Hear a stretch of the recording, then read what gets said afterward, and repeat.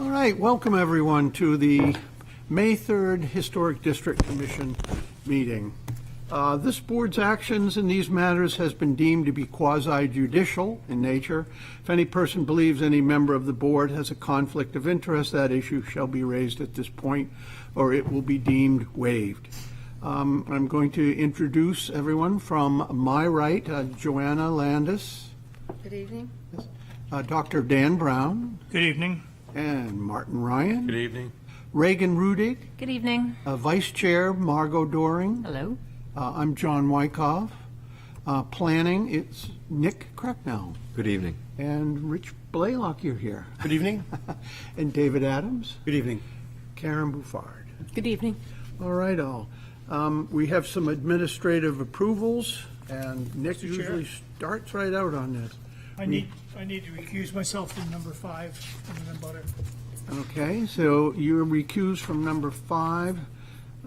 Can we start with number 5, or should we save that till the end? Yeah. Nick? What do you think? John, I'm also out on number 3 and number 6. All right, so we're going to hold 3, 5, and 6 off, I think, till the end. So we'll start with 285 Union? Mm-hmm. Okay. And if anybody's in the audience representing any of the applicants for any of these, just put your hand up in case I miss the essence of what you're asking for under the administrative approval. 285 Union Street, the applicant is seeking construction of a side deck, which is shown on the site plan, the pencil drawing here. It's a relatively small side deck to the rear right-hand side of the house. These are hand-drawn, sorry? Yeah, they are. Could I suggest that whoever hand draws these things in the future, that they at least use a ruler? You know, these are scratchy. Yeah. Well, the dimensions are shown on the tax map, Okay. and the style of the decking and the railing is shown on the last page of the submission. Yeah. So it is a, what are the?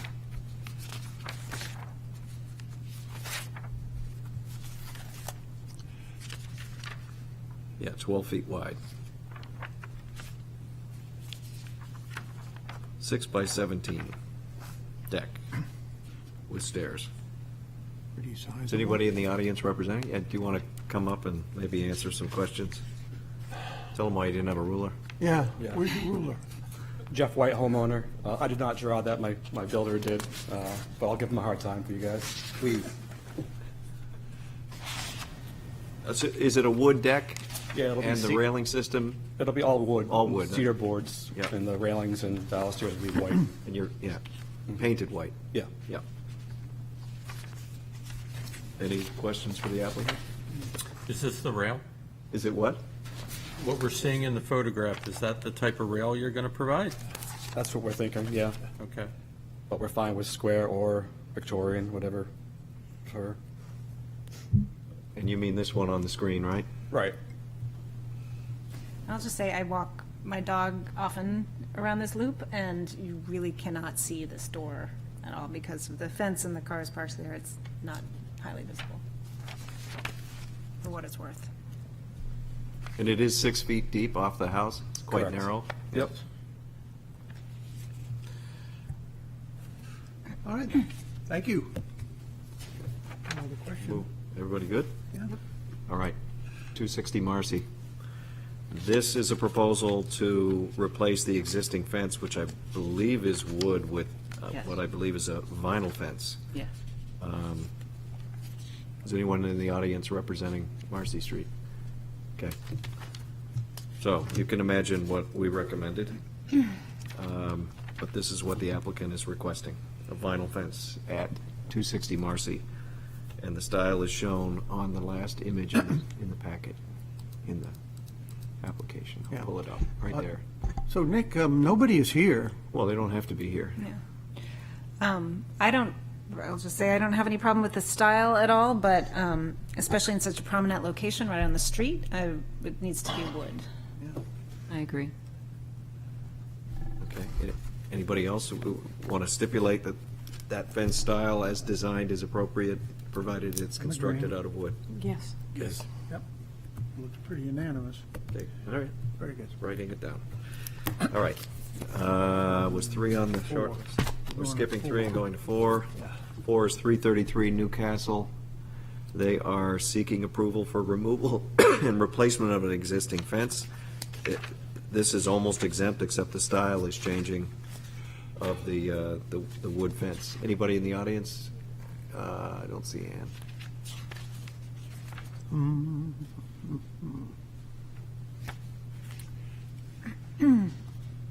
So Nick, it seems to me that we have two styles of fence. Yep, There's the split rail and then the taller one, and they look very similar to me. How did you mean a change in style? Oh, the meaning from the existing? Yeah, which one is, All right, the white fence that you can see is existing is clearly a little bit different than the proposed fence, other than being made out of wood. The lattice is, Oh, just a lattice, okay. yeah, That's lattice. yeah. so the rail fence is not involved? And the split first. rail is being It is in a replaced, but different, it's yeah, the same. it's the same. So I think they currently have 3 different styles of fence on that side of the building. The post and rail, the lattice and picket, whatever, and they have a wire fencing also. Is that how it's going to remain? I didn't. I have don't to know say, about the wire I didn't understand fence. it, Mr. Cracknell. Yeah, well, I'm not sure I can fully answer that. I thought Ann might be here. I mean, there's nothing that says that any of it has to be the same, but I guess if you're, I mean, I'm just trying to wrap my head around it, I can't. Yeah. There's no map, is there, of the property with, with the fence? Well, why don't we? I don't see it. Without So they could prejudice? Well, so they could potentially proceed, given we're not meeting next week. Why don't we just limit this to a replacement of the existing lattice fence with the proposed revised, I don't even know if you call that lattice on the top, this fence, Open grill. open grill, that be a replacement for the existing grill lattice. fence. Yep. And that the the split post and rail rail fence is a replace replacement for the- itself. And if they want to do something with the chain link, we strongly encourage it, but we'd like to know what it is before you install it. How's that? I'm on board. Okay, I apologize, that wasn't clear. I did think Ann would be here. Just make a note of that, hang on. We're going to 7, Nick. Okay. So, number 7 is 123 State Street. This one is very simple, even though the project it's associated with is a little bit complicated.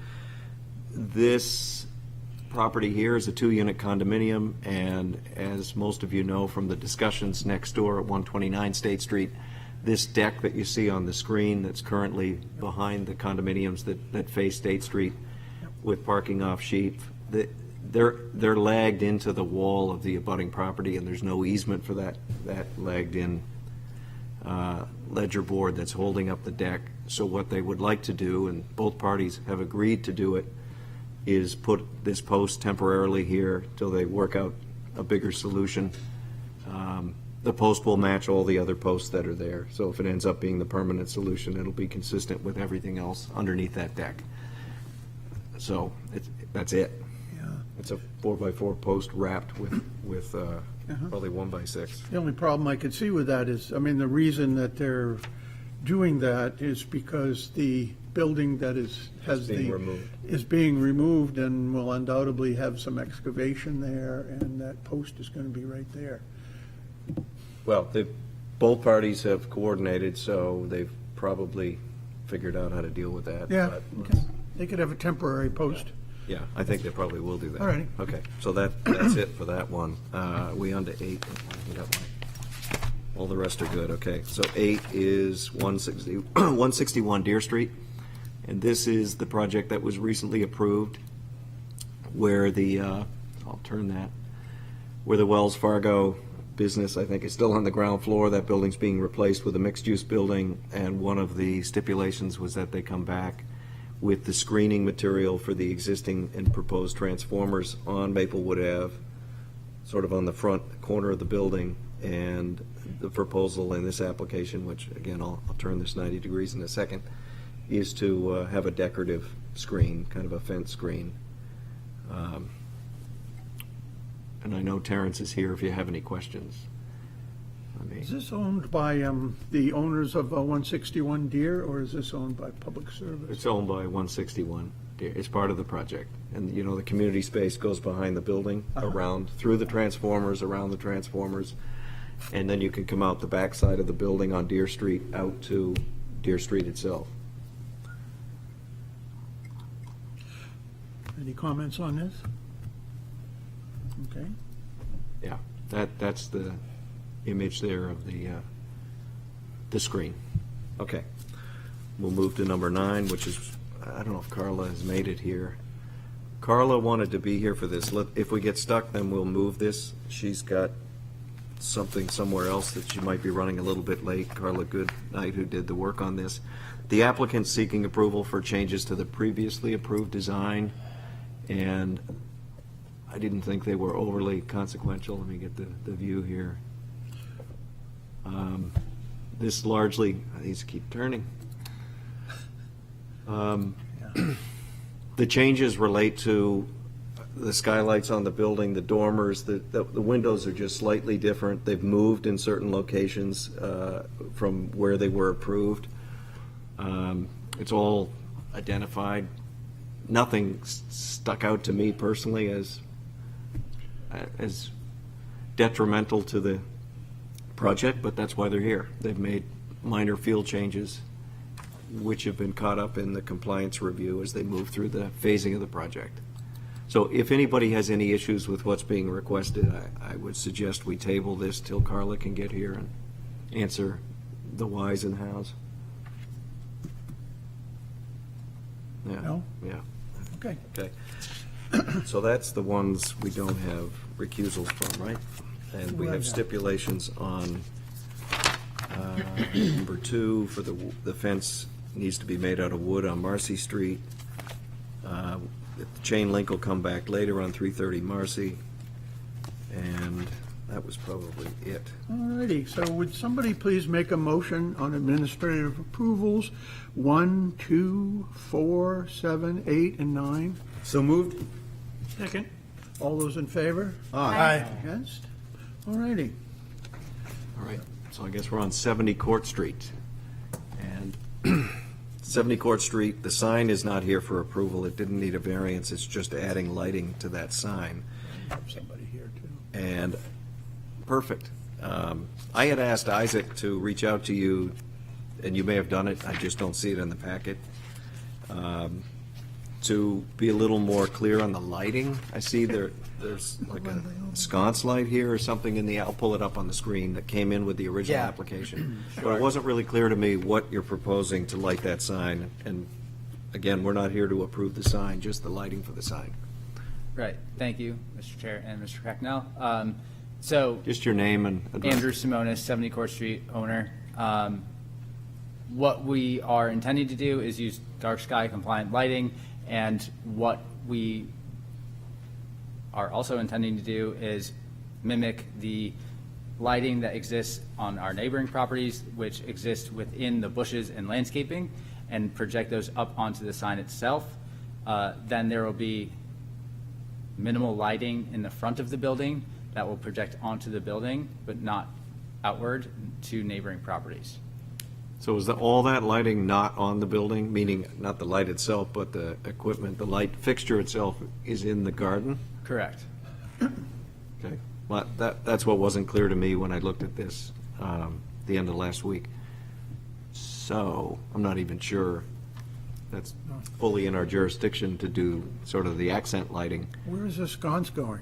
Yeah, what's up with the sconce? Sure. So those are original gas lamp sconces, and we intend to put those back on the right and left-hand side of the front door. Okay. We do have the fire and building code approval to do that. Obviously, we want to make sure that that is compliant with you all as well. So they're going to be gas lit? Yes. Yes. Awesome. Very good. Okay, so And that's so a those are reason to the be- actual ones. Those are original. We repurposed those from a property up the street on State Street. And so we were excited about that. They'll be obviously beautified and polished up, but then we intend to reinstall those. So there's 2 of those either side of the door. Yep. On the pediment. I don't understand, did they actually come from this building? No, he said he got them up the street. No, repurposed on another rehab project. Okay. Nearby, State Street. yeah. Yeah. So we kind of looked at that as an opportunity, and the fact that they're actually natural gas lit is a huge win. So this is the building here on top that they're going to be? They'd be here on these sort of pilasters, That's right, or to the right or left of them? right on them. On them? On the pilasters. Well, let's make sure we put them in the right spot, because we don't see a drawing. Okay. Is the pilaster the appropriate spot for those to be mounted? Sure. I'm asking. Yes? Sometimes they appear outside of them. Yeah. But there's always I think there's always a relationship to the pilaster of the doorway.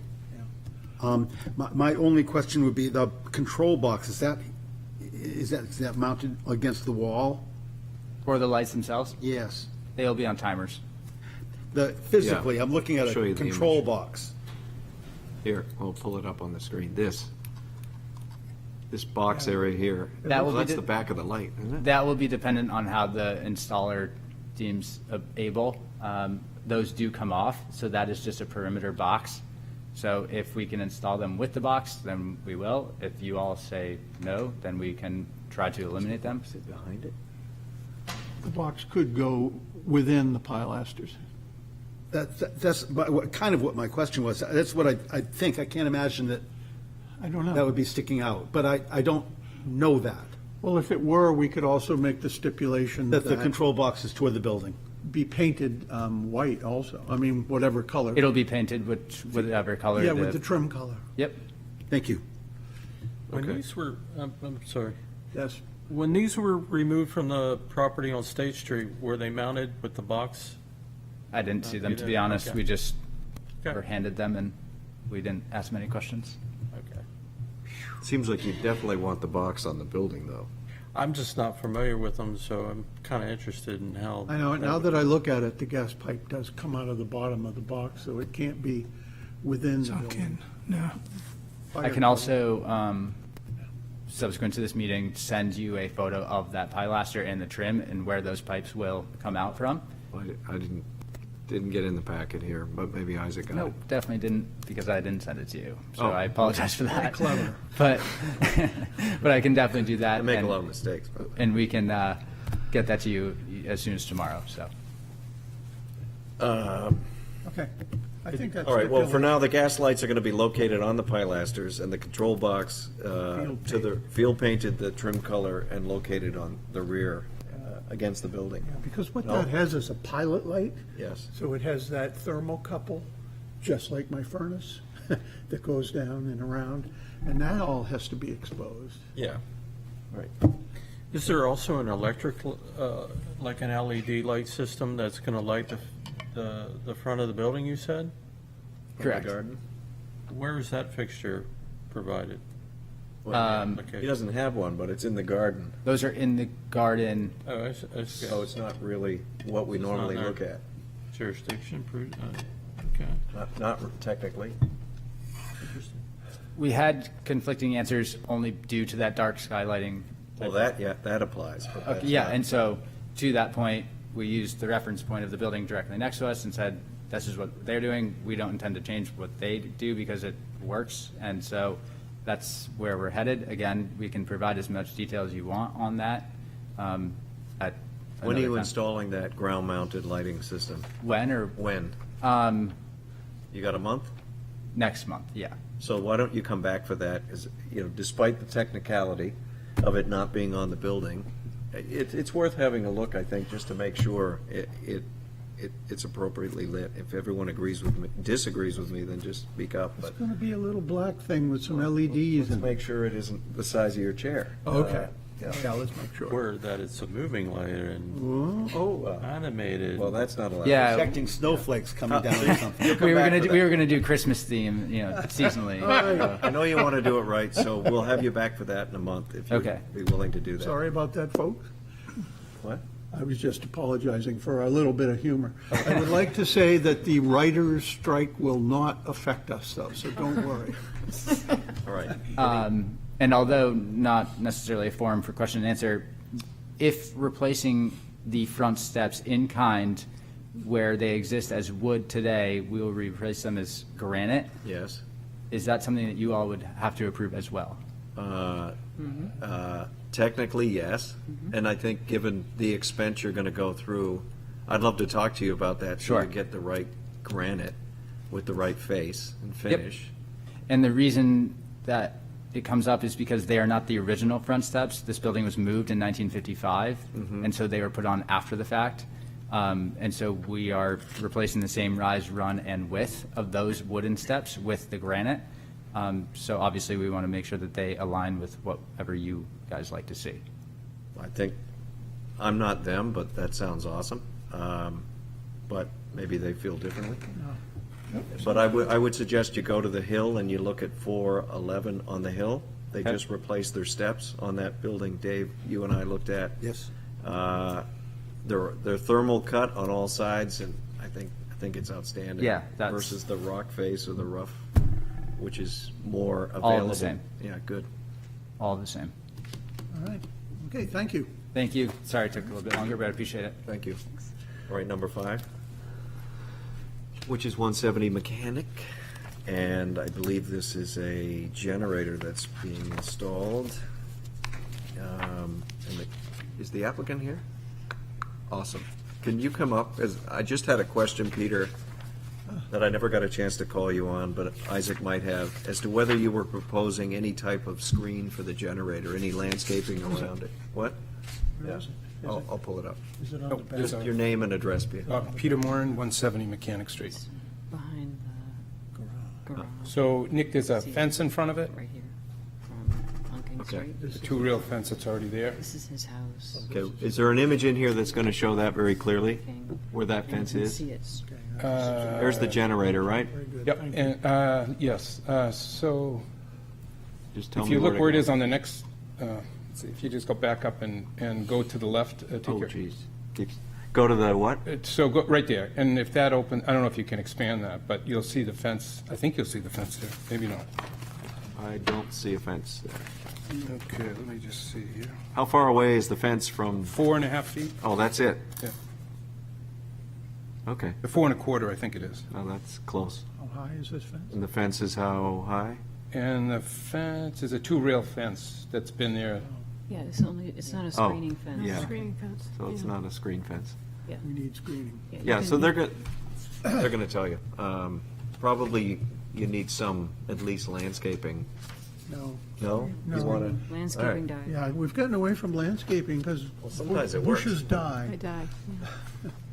Fences rot. True. It can be, yeah, all right, I mean, this is a big lot right. compared to most. So anyway, I don't think you're going to see it from anywhere from the street, if that's what you're thinking.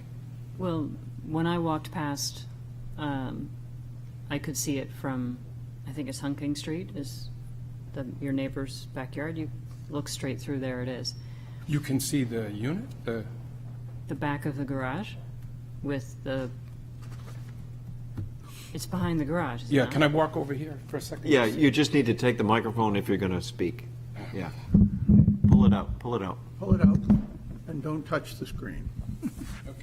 So, Margot, I think you're talking about, if you look, this is the back side, so Yeah. Pickering Street's here, Hunking Street's on the... Okay, I'm the wrong street. Oh, okay, so Pickering Street, there's a two-rail fence that goes right here. Right. With a wood pile in front of it, Yeah. actually. So, I don't Yeah, know. I don't know. I can't see it, but if you could, then there must have been a time when there was no wood pile or something.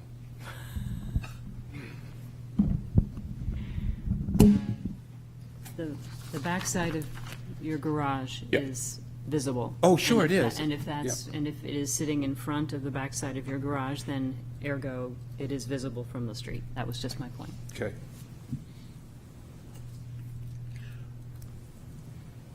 Okay, so What do you want to do with we've that? got, what do we have? What does the board think? Anybody want to speak? Yes, Martin? I don't see a reason. It's very deep in the yard. It's far back there. It's a clean-looking unit. I think it probably needs to have air around it for combustion reasons, so I have no objections to what's being presented. Anybody else? Yeah? Anybody else? It's tucked away. To me, I've judged it on the basis of how it looked, imagining the wood pile not being there. And there, on the other corner of the garage, there's a black draped grill master or something. I've never been invited over to a grilling, so I don't know that. Tomorrow night. I live so far away from this. To me, it's a noise issue. If it could, I think far more than anything else, two things come to mind. One, this is the noise board, and the other is that when your power's out, I don't think anyone's worried about noise. Exactly. So I started going around asking myself what level of aesthetic policeman I was. Most of the fronts of buildings don't have things that jar with their historic past, whether they be colonial or federal or Greek revival. We have a tendency to tuck these things behind buildings. This is where this is. It seems like it has to be supported. Yeah. I would say also, on our guidelines, that mechanical equipment that is on the back of the building is actually something that we probably shouldn't even be discussing, because it's in the guidelines, something we've kind of ignored. Although this back of the garage, as Margot has said, is the side faces Pickering, but it seems that the majority of the board is willing to let this go, Margot. I think as long as the neighbor isn't jumping up and down, I think it's really more of an issue for the neighbor, and if the neighbor isn't here to object. There we go. Yeah, I think we've submitted the paperwork, and I've talked to, and if there was a hiccup at all, we would have never done it. So we'd have just used the portable one and be done with it. But You got your permission. Thank you. Good. Yep. Thanks, Peter. Formal Oh, we got motion to one more. approve? Oh, one more, Yeah, one sorry. more. The Sheaf Street application, which is 9 Sheaf. This has been here before. Oh, yeah. Let me just turn it again. And turn it again.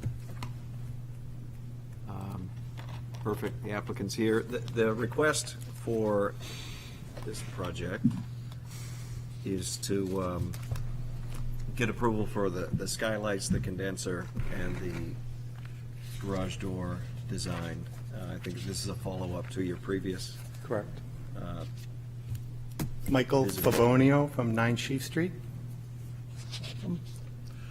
Do you want to add to exactly what you're doing? I can move these slides. So, and I don't know, Nick, I sent you an image that should have been Came in the after? package. What's It that? came in after? Yeah, I just sent, I have a picture of it if, Why don't you hand that, oh, the picture's only on your well, phone? yeah, I'll just show the picture quick and then when we get to that. Yeah, just pass the phone, I guess. Can you give them the phone and then pass it down? Oh, sure. Yeah, that way you can go back. to And the you can mic. give a little tutorial. Yeah. Is that for your condenser, the image they're The looking at? screen, which, the screen in the package looks like it goes all the way across the roof line. Okay. So this is just half, like the other pictures. Okay. Okay. Do you want to start with the skylight, since that's the first Sure, piece? sure. So Yeah, so that's where they're, I had submitted the images from the street for the skylights, and they just wanted to see specifically where the skylights would fall in the roof. So I have provided the positioning. so they're not visible, is the purpose of this one? From Sheaf Yeah, Street, yeah. you can't see anything because of the height.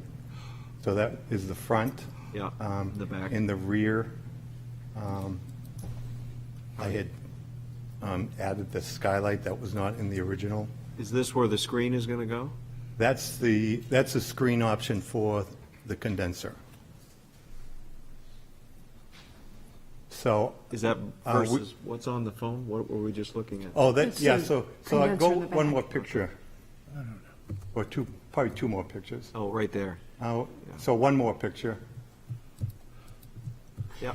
So I was offering options because I wanted to put the condenser closer to the chimney, and nobody found that appealing, so I've moved it back and mounted it to the rear of the house, and there's the option of either doing a screen in the previous two pictures, or really the only visibility from anywhere would be kind of this spot on Penn Hollow, looking across the top of Sears Bakery. So the image I gave you on the phone, it would just be one panel that would go from the roof and end at the my chimney. It needs to be somewhere around 3 feet high. It would be black, but black didn't work in the imagery. So the tan was just so you could see it. So like the phone image, but black. Correct. Yeah. Correct. So it would just be, I think it's maybe 9 feet, 8 or 9 feet long, and about 3 feet high, and that from street level, that would provide complete coverage for that. But you're also showing the option to just screen the unit itself. Correct. Earlier. So the other one's kind of tough to do a 3D image Yeah. of it, but Sure. the first two pictures were from the back, straight on. And again, it would be in black to match the trim of the windows. But tan showed up better for your purposes of seeing it. What else we got here? I'm just going to throw it out there. I feel like the screening the units itself is a little less obtrusive than putting up a giant fence. Yeah, especially if it was painted to look like brick, Yeah. blend into the building. Yeah. Oh, you mean the The tan enclosure that you have. This option Yes, here. so they come in different colors. Are you suggesting I try to get one that maybe looks So this like- can't be painted. It's, I think they're made out of aluminum. This and they screen come in- here? Yeah, Yeah. and they come in, because they come Well, you for could paint. for the you could units. paint aluminum. Yeah. Yeah. And paint it to match the brick, so it really disappears. Yeah. Yeah, I mean, I could paint it whatever The color brick you color suggested. is what. they're Brick color. suggesting. Yep. The same color as the brick on the building. Yep, yeah, that'd be fine. Is this screen at all for privacy back there? No, No. just to cover It's just the a roof. unit. All right, is that consensus that the option on the screen here is the preferred screen and it be painted to match the color of the brick? Yeah? Yes. Okay. Skylights okay, now that you see where they are? Garage door? And the garage door, I don't understand. I'm going to maintain a certain level of skepticism over the garage door. And what is that? I don't understand. Top window remains, remove bottom window. What does that mean? There are two windows currently in the gable end of this small shed, brick shed. One's relatively centered where you'd have a first floor window, smallish, and then a very tiny window, then the thing that might be referred to as an attic. I don't understand the internal use. It must have been divided in some way differently than now than in the past. But the door is a whole new intrusion into the building. I just don't find that there's going to be,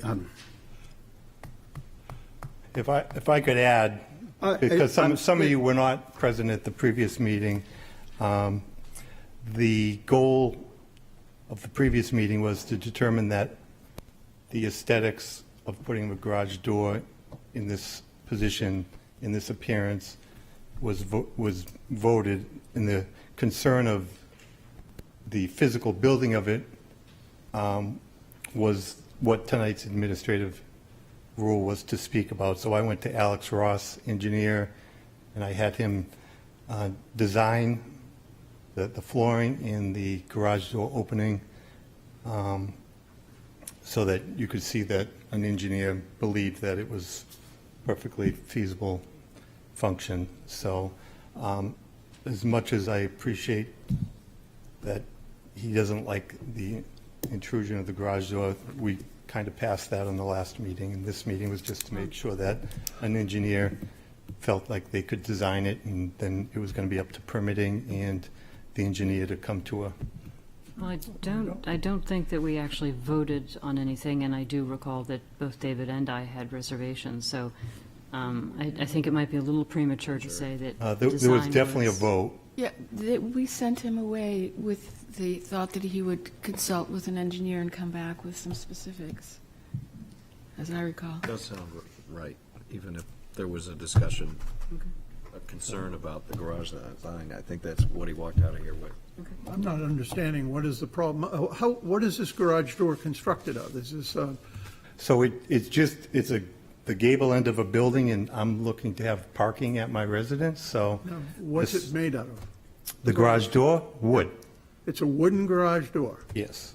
okay, which is something we are glad to see.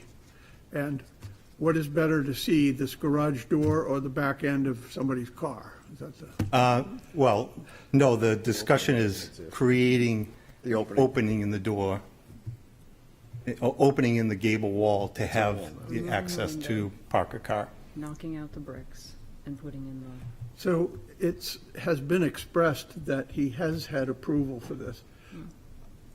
I don't quite understand at this point what we're discussing. He's dealing with the outstanding issue of understanding how that door, that opening's going to be inserted Yes, without perhaps damaging the It's going to have fabric to or the have- integrity of the surrounding brick. it's going to have a lintel. It's The going to question have to was have a what kind steel, and what it looks like. a and- steel lintel, which can be hidden and bricked over, so it will look like that. I mean, either he's gotten permission for this or not, so I don't know how you Well, want to yeah. continue. He got permission, as he stated, for the door, the opening, To make the opening. but how the opening was being made and what was being left behind was what he's back here for, because he didn't have the answers as to what was being left behind Yeah. once the hole's cut and how the bricks are cut and what the lintel's made out of. That's why you went to Alex Ross. I think it was, the concern with some of the members was just structurally, how do you do it? So I said, I don't want to pay for an engineer if you don't want the door there, and we voted that the door aesthetically was fine, so I should get an engineer to say that it can be done, and then it would have to go to the building department, obviously, for permitting. Well, and tell us how you were going to, It was, that the opening. image of what you see is the final result of it.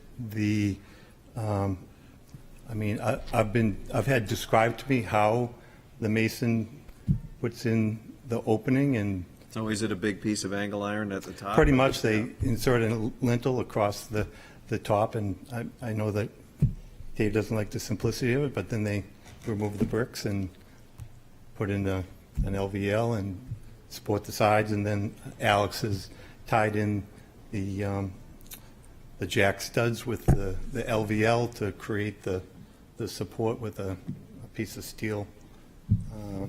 so is the door an overhead door, or is it something it swings out? It's an overhead door. Overhead door. Yeah, 4 pieces, right? Yeah, I assume it'll be 4, yeah. And is that window in the garage area? The upper, so that's just a, Yes. that's just a cathedral ceiling, so to speak, inside that room. Inside the garage? Yeah, the skylights above it, and it's just open right to the ceiling. Because it's only 2 bricks above the garage door, the bottom of that window.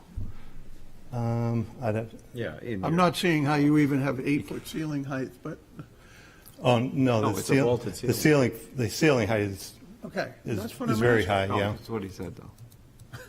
He told you. I asked him if the window was in the garage. Yeah, it's open to the ceiling, he said. Right. Yeah. Yeah. Yeah, so if you looked in through that window, you could see the whole room. See the car. Yeah. Correct. Okay, I mean, it seems that he's showing us bricks covering up whatever lintel there is. Yep.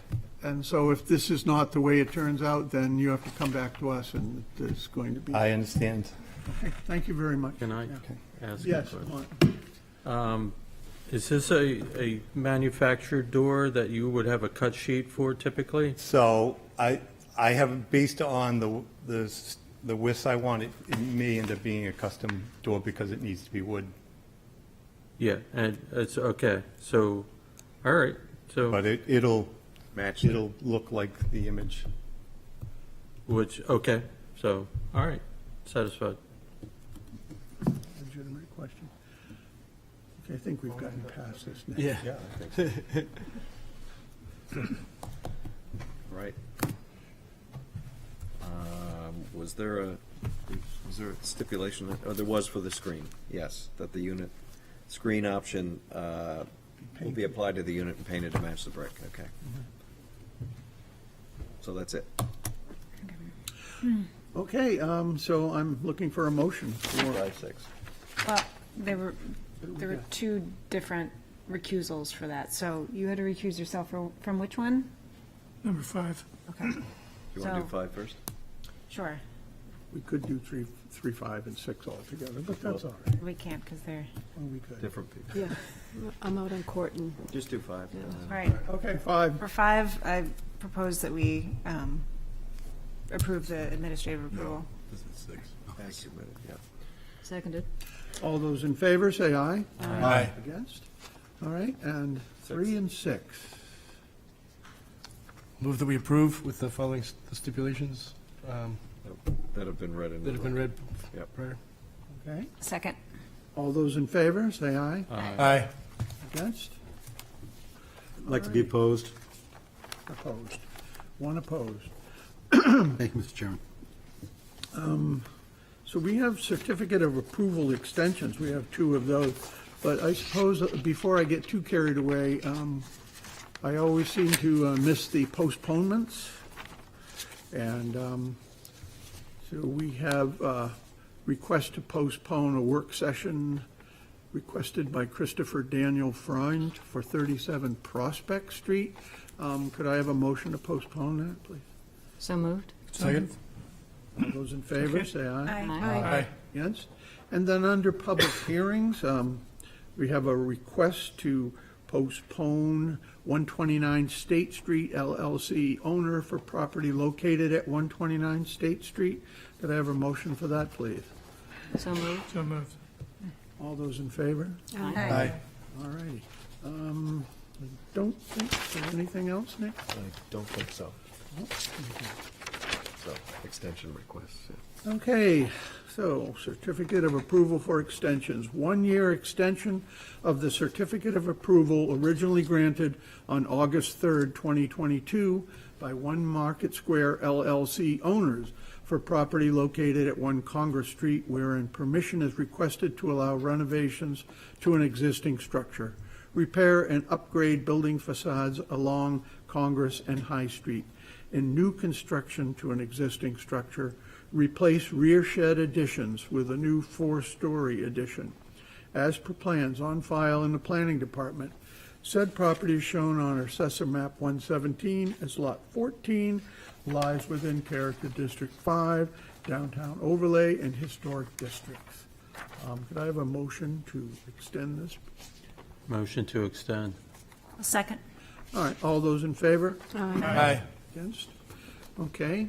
And then we have another extension originally granted on May 4th, 2022, granted by requested by 85 Daniel Street LLC, owner for property located at 85 Daniel Street, wherein permission is requested to allow new construction to an existing structure, remove and replace rear additions, and remove and replace with new dormers, and renovations to an existing structure, replace windows, siding, trim, and front stoop, as per plans on file in the planning department.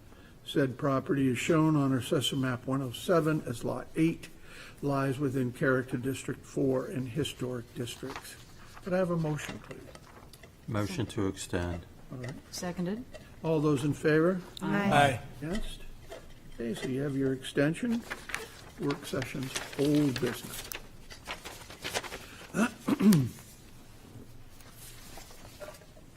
Second one, B. Yeah, I get it. Okay, work session requested by Sean and Michiu Bardong, owners, for property located at 39 Dearborn Street, wherein permission is requested to allow exterior construction to an existing structure, replace the existing roofing structure, add a new side and entry additions, as per plans on file in the planning department. Said property is shown on Assessor Map 140 as Lot 3, lies within the general residence A and historic districts. I'm looking at this description, and it's a little aged, isn't it? What, the roof? Yeah. Yeah. And I guess more importantly, I'm not seeing the know. applicant. Applicants either, yeah. So they either Are are they coming later, online? or, that's a Could good they be question. online? Yeah. I will look. They're out, oh, they're out there. Would somebody just jump out? Okay, but you're right, yeah, this has obviously changed Yep. significantly. Uh-huh. But it's a work session, so why don't we go down if they're out there? They're here. Where? Okay. Here we go, I guess. It's just the architect.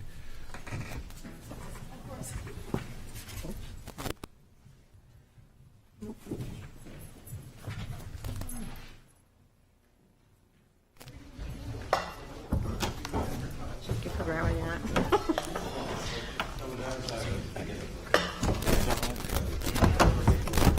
Some more people.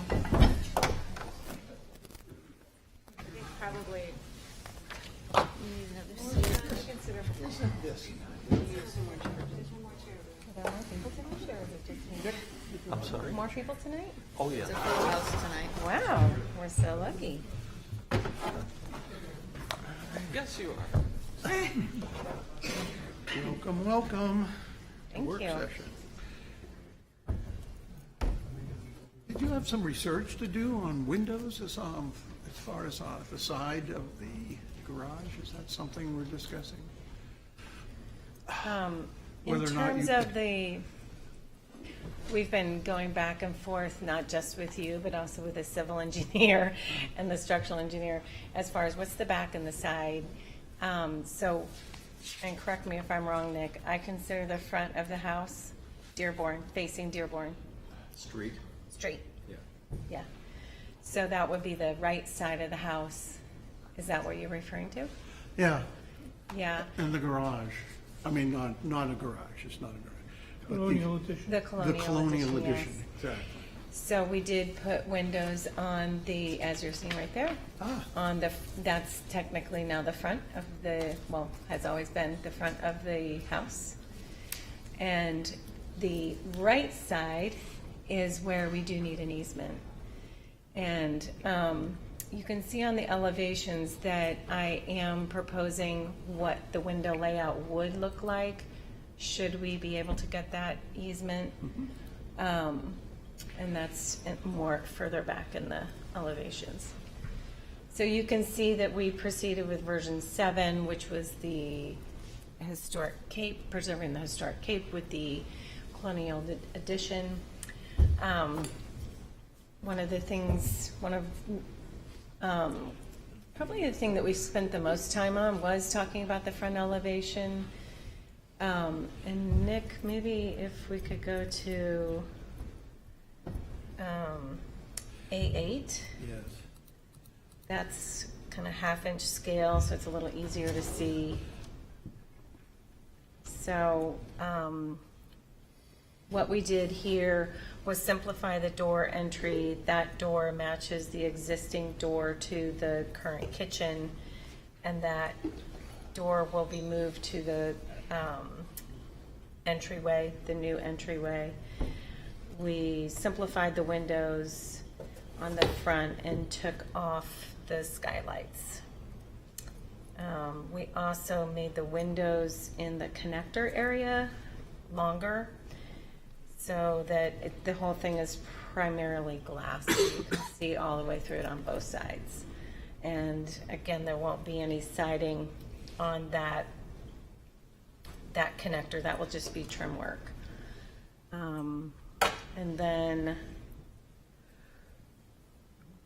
I just went over the gable end windows, and then the window well, we didn't really talk about it. You're seeing it here on the right-hand side. You can barely see it in the right-hand corner. that will be egress for the basement. And it would just have like a metal grate on it. You won't really see it, the goal.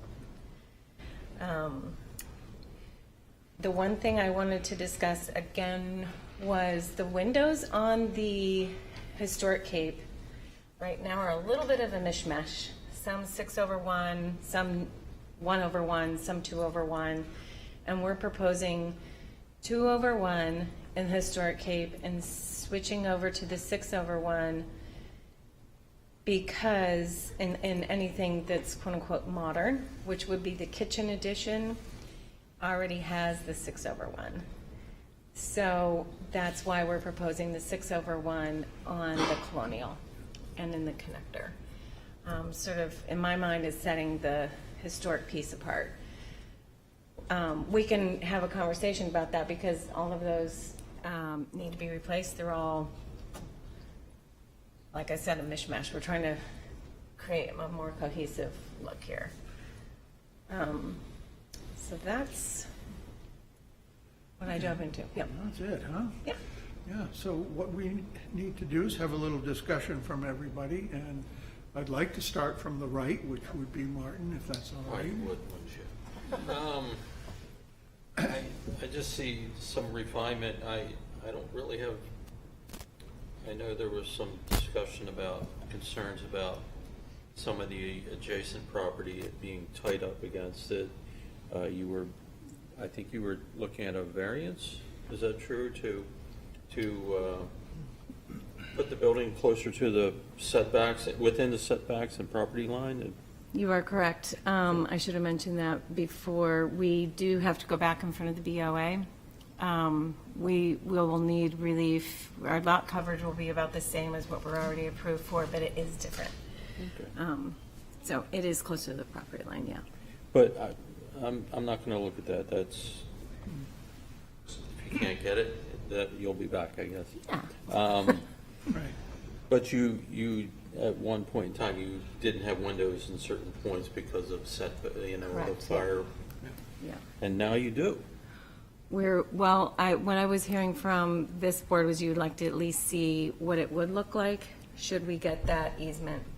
We're pretty confident in getting that easement, and we can't get the easement. My understanding is we can't get the easement until we have this board's approval. So a little bit of cart and horse playing, so. The windows on the side of the Colonial Addition, on the right-hand side behind that chimney, they're not related to an easement. No, they are They not. weren't there We're- last time. You've Correct. added We them are in. within, we have the 5 feet on that The ones side. you're talking about are on the On the back right, yeah. of the addition. Yeah. Next to Planet Fitness's Yes, building. the side facing Planet Fitness. So those windows, Martin, that are on the right-hand side of the image on the screen, that elevation, they're there. They don't need an easement. They've been added. Okay. I would just say that your addition, that the windows are very large, I think, for the body of the house. And maybe that something could be done to dial those down a little bit. And then when you get to the back of the house, they seem to be the opposite concern in that they're kind of small for the body of the house. That's my only comment. I think it's gotten better as you're moving forward. Thank you. Sure.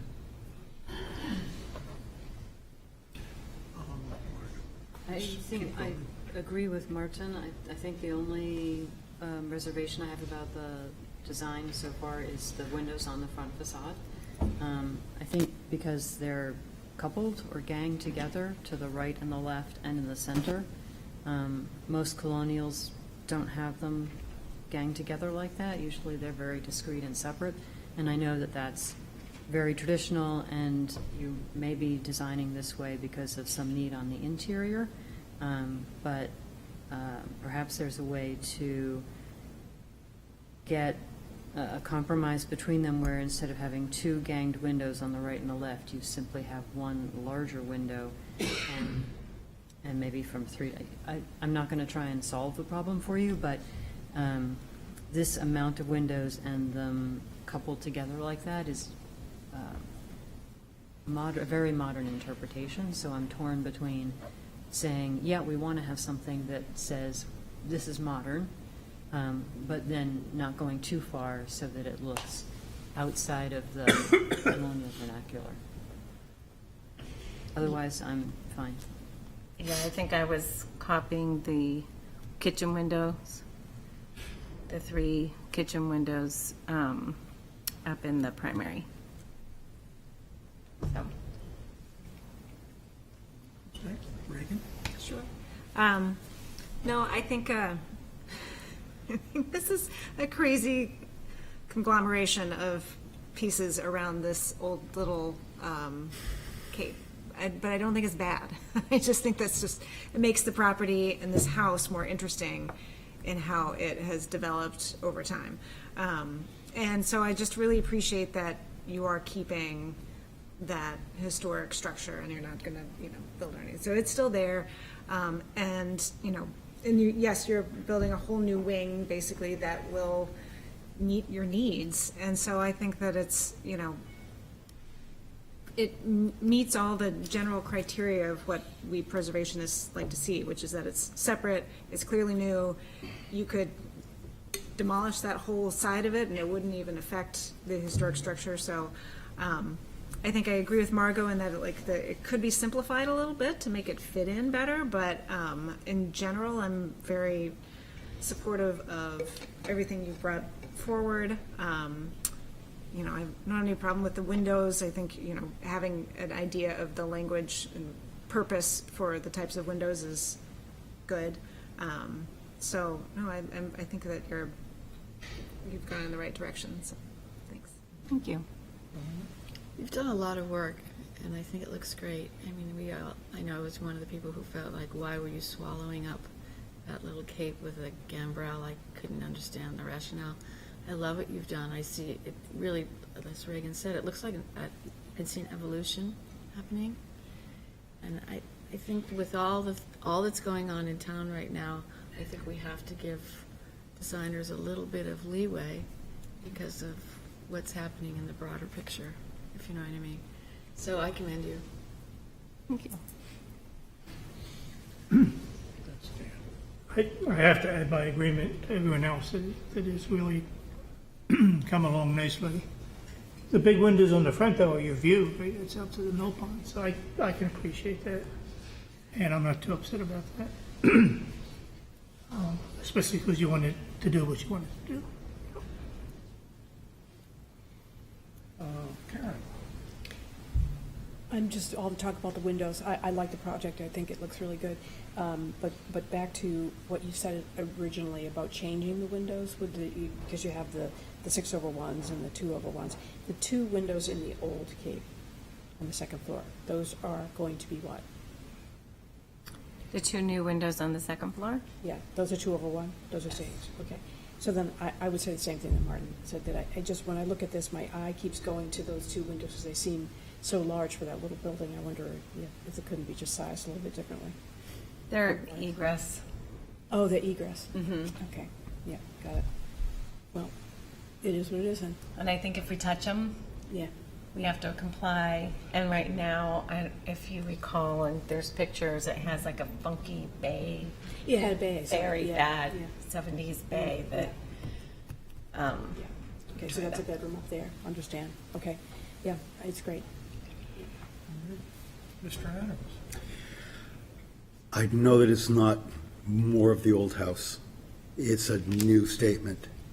I think Martin's right. The windows are loud. I think that Reagan's correct in that as a non-historic building, this is an understandable envelope that you're putting next to this old building. And the commission's desire to see whatever part of that old building you could retain, that's been accomplished. I'm not trying to go over that. As things that aren't part of something, that are to stand alone, I like them to be a little bit more derivative of the thing that they're standing from than this is. I think the windows are out of scale with the other part of the house. I think the cornice of it is just diminished too much for the other house. I think that the windows make it look stilted because they fill up way too much. On the side facing the mill pond is what I'm talking about, which I know is not your front facade, but it feels like it of this new thing that you're building. And I guess none of this is a deal breaker, but it just seems like if there was a conversation about adjusting some stuff, some massaging some stuff, it might be there. And I guess lastly, just because the chimney's spindly, and as a non-engaged chimney, it looks even spindlier. There you go. Is that because of the elevation? What is the? Really don't know. It could be. I'm not looking for excuses. I'm looking for an observation. Well, I was wondering that myself. we're going as small as we can because we need relief because the house, that wall is at the 5-foot point, and then we're going into the 5-foot setback. So in order to get around the house, we're trying to make the chimney as small as possible. So. Councilor Blaylock. Thank you, Your Honor. No, I appreciate all the work you guys have done. We've done a lot of work together, a lot of conversating back and forth. But I think, as it's been said, the story is here, the history is here. Someone could tell and decipher what has happened. Okay, that was the old structure. They built new here. And I first looking at that waterfront view, the windows are a little bigger. But I think those concerns are relieved by the fact that it tells me that that's new. I know there's a balance there, but for me, I hate it when they try to fake building old. They try to make it look like that structure was all built old. So I kind of like that you've told the story and that it is very separate and very clear what is new, what is old, and the story of the house is there. So thank you. I'll be supportive of this. Thank you. I'd just like to say that thank you for simplifying the front door entryway. That's a big improvement. I would agree at first glance that it looks a little overwrought here with the triple windows upstairs, the two doubles downstairs. I can see why you did it. I live on the water on the other side, and I've got a bunch of Anderson casement windows, which I hate. But I've had them for 20 years, and getting too old to get up there on the roof and replace them. But I have a lot of windows looking over the water, and so I can see why you're doing it. So for me, I agree that it is a little awkward, but you're the only ones that are going to see them when you come into your little turnaround, your driveway. So I'm willing to accept them. Okay. Yeah. So, I feel that everybody's had a discussion. We need to get the public involved, I guess. So if anybody in the public would like to speak about this project? Is this still a work session?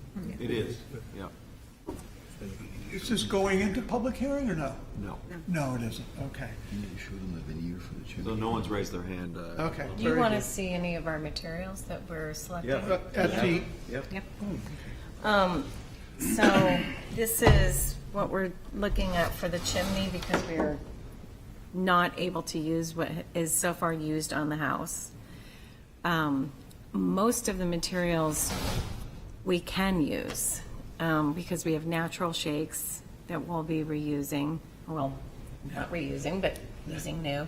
And then we have clapboards, wood clapboards. So, and then the windows will also be replicated what is already there.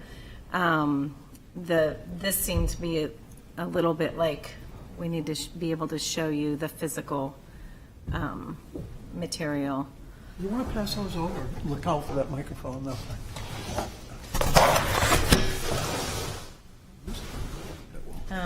Pretty authentic looking new old bricks, aren't they? I think for the chimney, or for the roof, the existing Cape has a rolled roof, which is extremely ugly. And we have to repair that, and so we'll be putting on an asphalt roof on all the new roofs. We'll match. Do you want to see samples of any of roofing or anything like that? Seen enough I samples. need to, yeah. Not fun. And then granite, we'll be doing the granite landings and stairs that were originally approved many, many years ago. This that way. Boy. These, There again, I'm a little concerned that the bricks are very colorful. Because I feel like we get bricks of very different colors and one of them looks like it's got old paint on it or stuff like that, and that seems a little out of place for a new construction. It says it's authentic.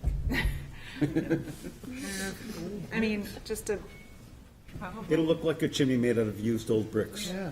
That's what it will look like.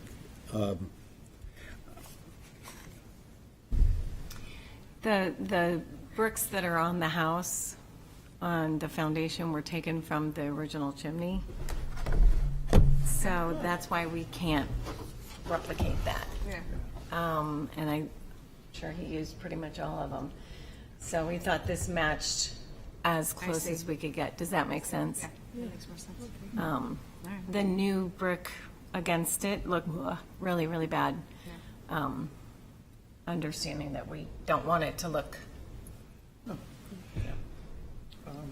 So do you feel that you're ready to come back for your public hearing? Yeah, I So just, then we after don't need leaving to last time, I just continue felt like this. there were enough question marks so thank you for the time. Right. Could I just, Oh, yes, Martin. parting shot? Your chimney's not gonna really be that high, is it? No, sir. Okay. Well, it's gonna follow code. We just have to stay three, It's that's the perspective. 3 feet above anything within 10 feet? Yes. Yeah, I'm just seeing, I'm seeing a very, I'm wondering if I can make it wider, but to look more in scale, but not That would look better. That would be so much deeper. better. Do you know what I mean? I think that's the thing that's missing. Yeah, Yeah. which that's not a problem. Also might make it look less like a lobsterman was just getting ready to stock his boat. It's awfully small. And the brick are all going to vary in size. It's not like a plain, even a concrete block chimney with a coat of stucco on it stands a chance of being less striking than a variety of brick on something that small. I mean, part of what Mr. Ryan is referring to is just because it's so far down on the ridge, from the ridge. Yeah, totally. That it needs a height. plus a better cap. Yeah, plus- Out 1 inch for 2 courses, and then in 1 inch for 2 courses is a lot better cap. Yeah, Yeah, because this looks like a whole course out, yeah. yeah. and then, I don't know, 3 courses up. It's such a, an element on the building that it needs to be done right. Yeah. And so, Is it at the front corner because of you can't move it further back because of the setback? Yeah. you, There is, you a strange can shape see it wall. from that perspective, that image that you just had, Martin, right here. This is essentially What is the chimney for? where we're talking about, because this will be the face of the addition right here, right? And the lot line And moves this, in. this is the lot line. So as we put the chimney here, then we need to still be able to walk around it. why not put the chimney inboard into the house? Wouldn't it be a pant load cheaper? This actually, as explained by the builder, requires a lot of asbestos. You've got to separate the building from it on the inside Yeah. differently than you do on the outside. Yes, that's It true. was more expensive. Yes, that's true. So that's right. And I see what you're saying. We're looking at square footage on the interior. Sure. But I think what you're saying is that we need to make it a bit wider, so it has a little more. It looks kind of spindly. It's the Have thing it that more you, traditionally at the top instead of like having this trim of brick around it. Yeah, whatever we need to match, we can match it, so. Like in our old house, we had stone and then it had a piece of flat stone right on top and it was like spaced up one block. spaced up and Yeah. Yeah, so and I know what's around the neighborhood, so. Well, we'll do something. that'd be a good cue. Yeah. That'd be a good cue. Just if inside the house you could use triple lined metal and zero clearance, triple lined metal, and then come up with another penetration. I don't know that necessary. I don't think I'm shooting my mouth off. I'm not speaking for the commission, but I don't think it's terribly important design-wise that the thing that's sticking up in the air be brick on your new addition. It could be some sort of tasteful metal chimney coming through the roof. It would take up a little space. The pipe takes up space, and I got that. But anyway. It would disappear. And just one more item. You called on me first, and I wasn't warmed up. that's Now all I'm warmed up. This corner, this relationship, these two windows. Mm-hmm. Could you do something? Because right now that's very awkward. So the reason why they are where they are is because that's exactly where they are in the existing dining room of the historic Cape. Mm-hmm. So I pulled those out. Those will just be openings that now you can look through from the dining room to through the mudroom and to the window, through the window. If you'll remember, we pulled the facade wall back because we originally had a balcony. It might look better if we pull it forward again to give this some breadth, to give the spacing some breadth. Does that make sense? I'm not sure about what was there or what is there now, but I'm just saying that you're reciting the whole house, correct? So, right now, this is just a bad. And maybe you'll lose a window and you get a single window and you have that relate to these windows. So that this, right now, the whole composition looks like a cacophony, you know? And anything you can do to kind of get some language working together that's not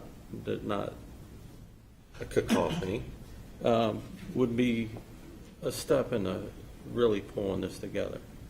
Because right now it's just, you know, it's like jazz, but it looks like bad jazz right now. Ooh. That was necessary. Okay, all right. So, I guess that you're just going to apply for a public hearing? Yeah. All right. So you've taken some of our opinions and taken some and leave some, whatever you want to do. Will do. It's up Thank to you. All right. Thank you for your Thank time. you very much. Thank you for your time. All right, Do you thank need you. do you need a motion to close the work session? No? Okay. Do we need that? I don't think we do. So, move to close the work session. Second. All right. All those in favor? Thank you.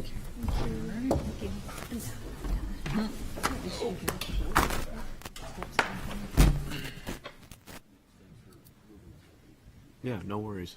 Yeah, good job.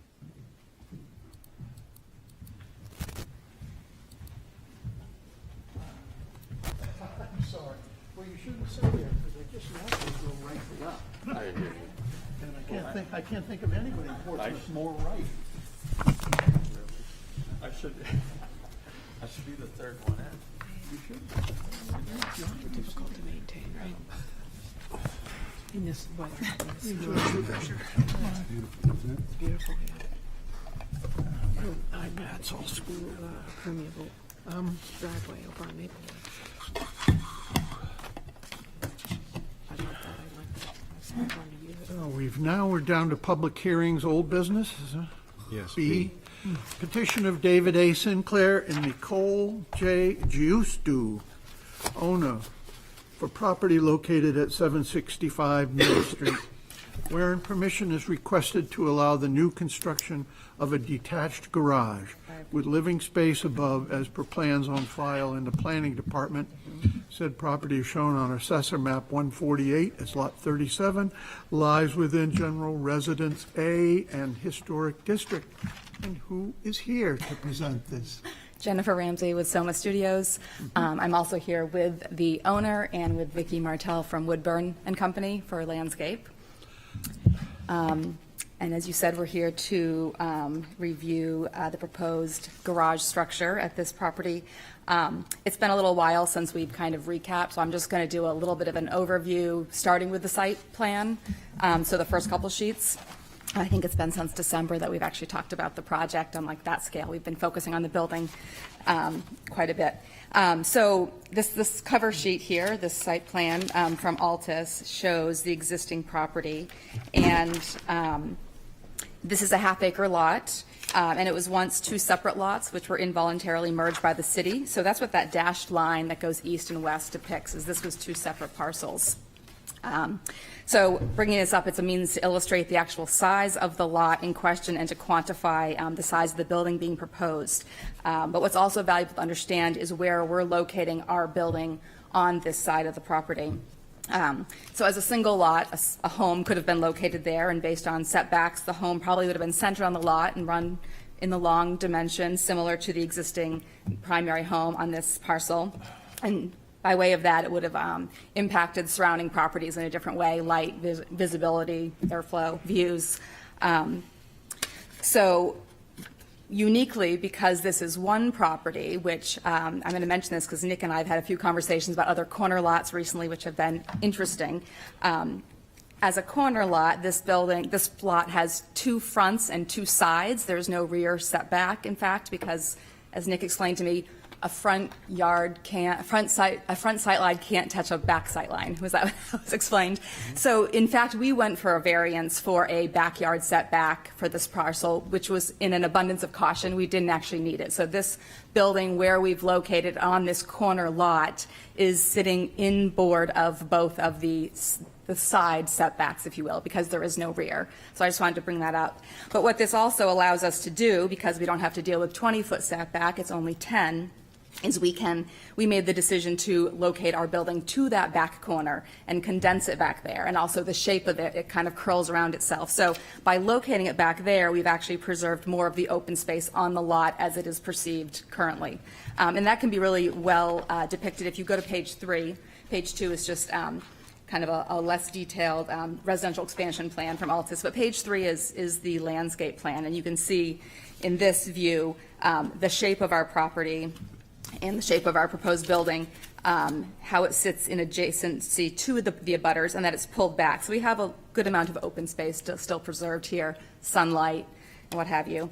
The landscape plan also shows the pavers, which I know we talked about last time, and there was some concern that we may not have pavers. We were providing this option, paved driveway or actual pavers, and we had mentioned that there was a bit of shock over the ticket price on what pavers would cost, and the board has suggested like maybe get some other numbers, and we have taken that into consideration and agreed with you.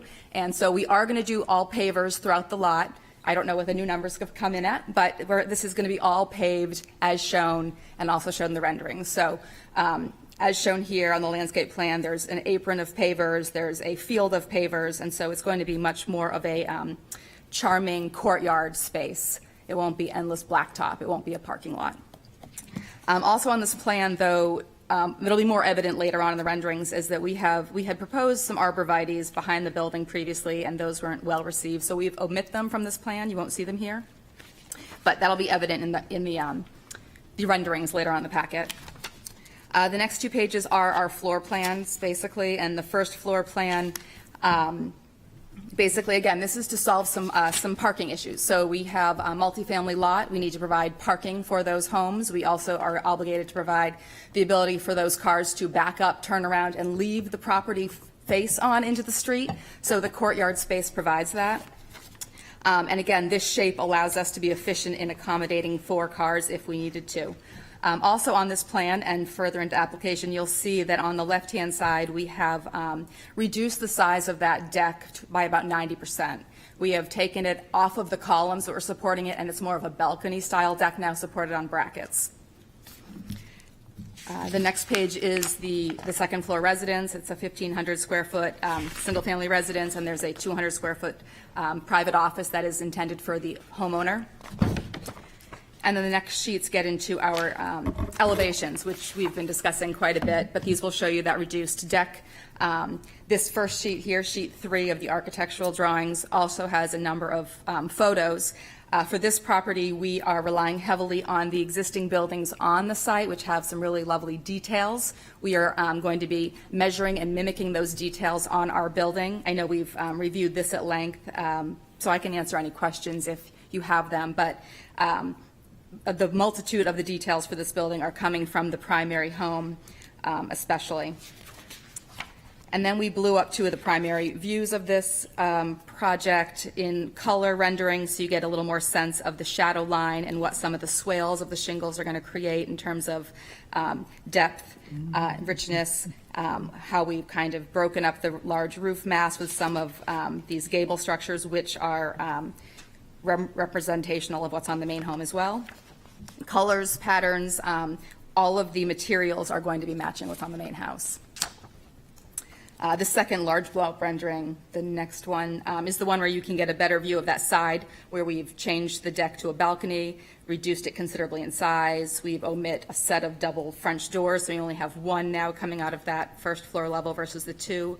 And I think we've nicely diminished what was happening on the side while still maintaining some interest by way of impacting our roof line with that gable, with the sweep, and now that relates to the balcony itself. Sheet 4 is the rear elevations, if you will, and those you also will get a side view of the balcony detail. And sheet 5 predominantly is any detail we have crafted newly. In many cases, it's been extrapolated from something that was on the house, and perhaps proportionally we've changed some things. And then our windows and doors are also featured on this page.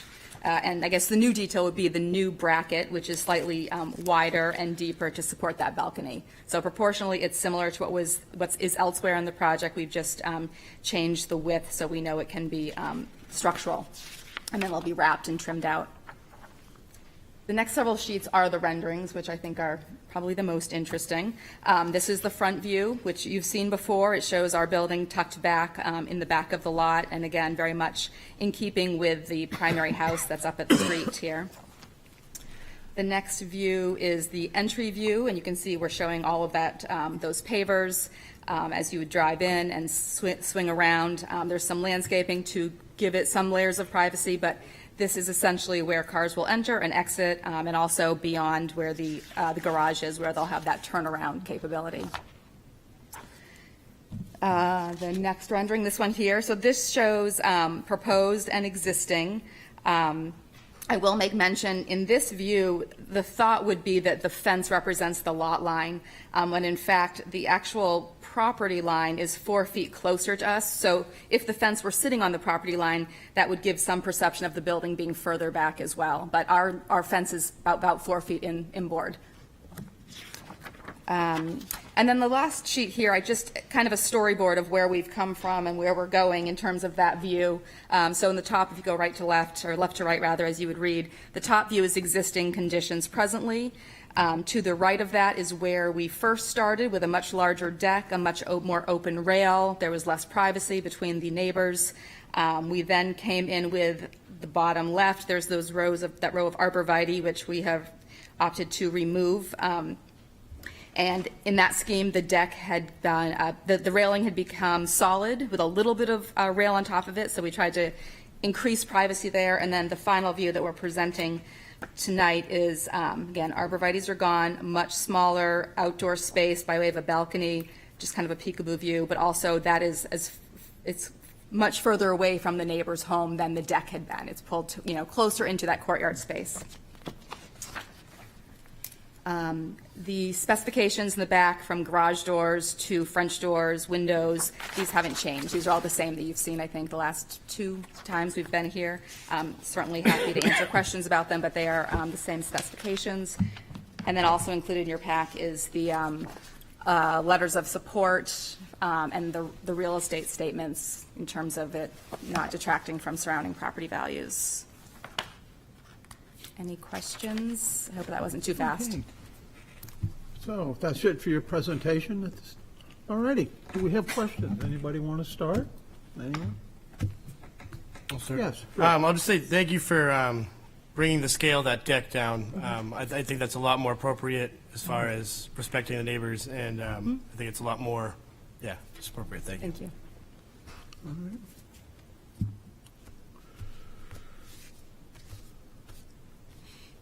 Anybody else?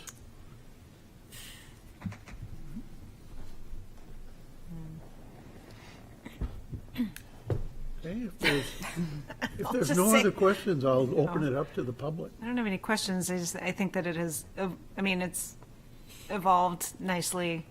There hasn't been much change, but I think it has simplified since the very first design that you brought forward. And so I think it'll fit in better to the property itself. Okay, I'm going to open this up to the public. Would anyone like to speak about this project? And I do see the hands up online. I'll get Okay. to you after No. the people that are here speak. So, can you hear me? Good evening, Commissioners, and as you know, I'm Nicole Bodo. I live at 733 Middle Street. I'm here on behalf of myself and Craig Crowell, who lives at 729 Middle Street, which is the other side of the duplex that is right next to the project, and the association as well. And we're writing to request changes to these plans that were resubmitted. As a preliminary matter, I'd like to respond to one of the questions that came up during the March meeting after the public hearing had closed, so I couldn't really say anything. The question was whether the protection and preservation of property values is within the Commission's jurisdiction, and it is. According to Section 10.631.25 of the guidelines, one of the purposes of the establishment of the historic district is to foster Portsmouth's heritage and economic well-being through the conservation and enhancement of property values. So the protection of the neighboring property values is actually within the Commission's jurisdiction. I've included in my comments an excerpt from the regulations, which I don't know if Nick, if you have a copy of that. Isaac told me that he was going to give it to you. This letter here was handed out to everybody here, right? Yeah. Oh, so you don't have it up on the screen? I can probably, pulling up text or images? Okay. Images, the exhibits mainly. So this is the letter dated May 3rd, correct? Yes. Okay, so get started and I'll see if I can pull it up. Okay. So anyway, I included an excerpt from that regulation as Exhibit A. So as we discussed at the March meeting, the garage will have an impact on the value of 729, 733 Middle Street condominiums, which is a historic home that was built in 1820 and is pictured on Exhibit B. So it might be helpful just for everyone to see what it is that I'm talking about.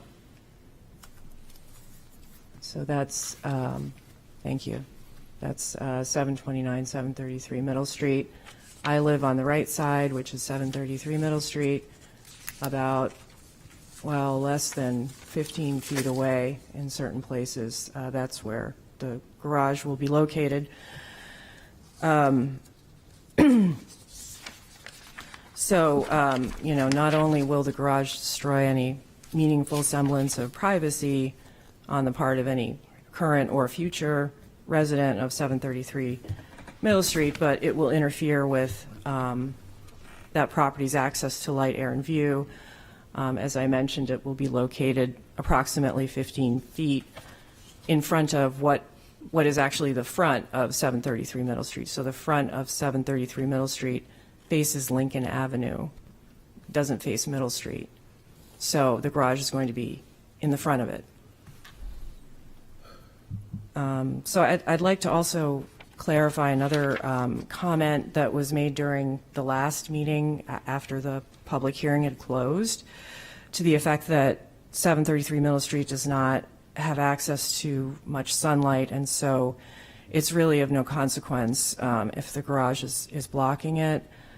Actually, to the contrary, the main window that's on the first floor, which is on Exhibit C, if we could go to that exhibit. Yeah, that. That's one of the few windows that does let sunlight in. And this is the window that the proposed garage will be directly in front of. So I thought it would be helpful to see the interior of what I've been talking about, because looking at it from the exterior, it just looks like the side of a house, you know, who cares? But that's, anyway, that's the main window. And the garage will be right in front of it. The other thing that I wanted to also address is the privacy fence that's along the lot line.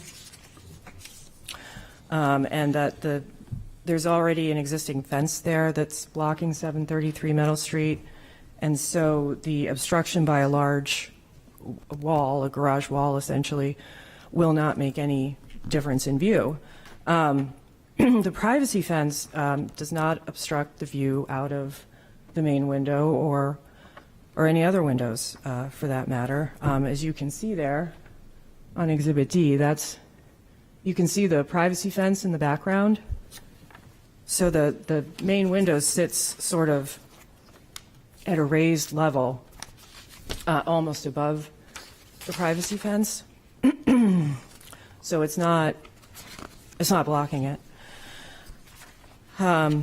So at the conclusion of the last hearing, and consistent with the ZBA's stipulation that the design and location of the garage may change based on HDC review and approval, the commission required the petitioners to make changes to the design and location of the garage. The petitioners have not made these changes. So as detailed in our last letter, the size of the garage is disproportionately large. It has a U-shaped design that is wholly inconsistent with the historic character of the district. And, according to publicly available information, I'm not going to go into all the detail I did last time, but the average size of garages in the neighborhood is 594 square feet. This latest proposal, originally it was 2,000, now it's 1,700 square feet. That's even larger than the garage at Governor John Langdon's house, which is 1,500 square feet.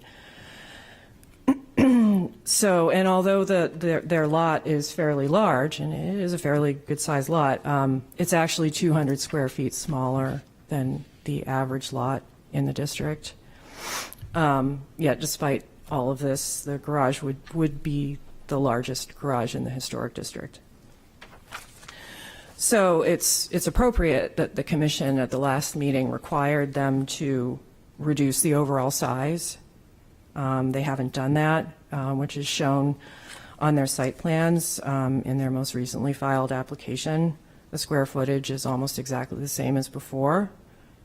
And reducing the size in particular with respect to the portion that blocks the front of 733 Middle Street will not only preserve the value of that historic property, but it will also lessen the visual impact of the garage when it's viewed from Middle Street, as you can see on Exhibit E. So if we could go to Exhibit E, which we are at right now.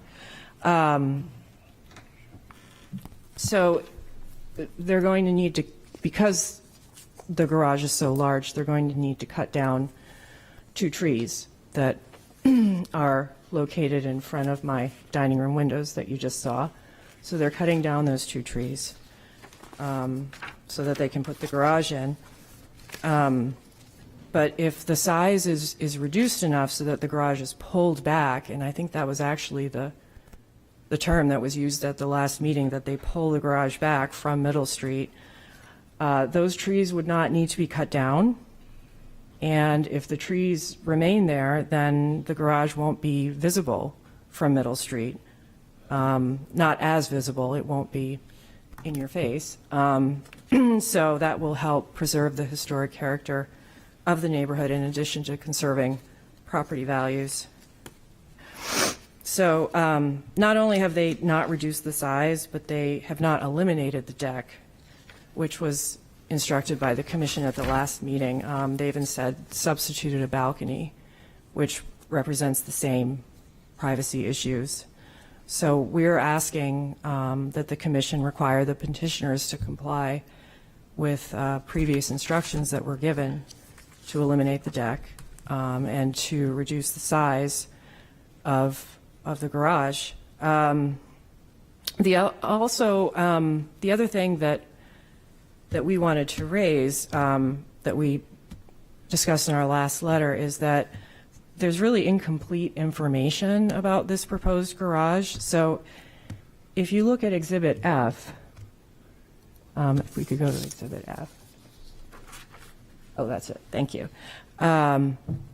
So there's a photo rendering to the left. That's a photo rendering of what what it will look like.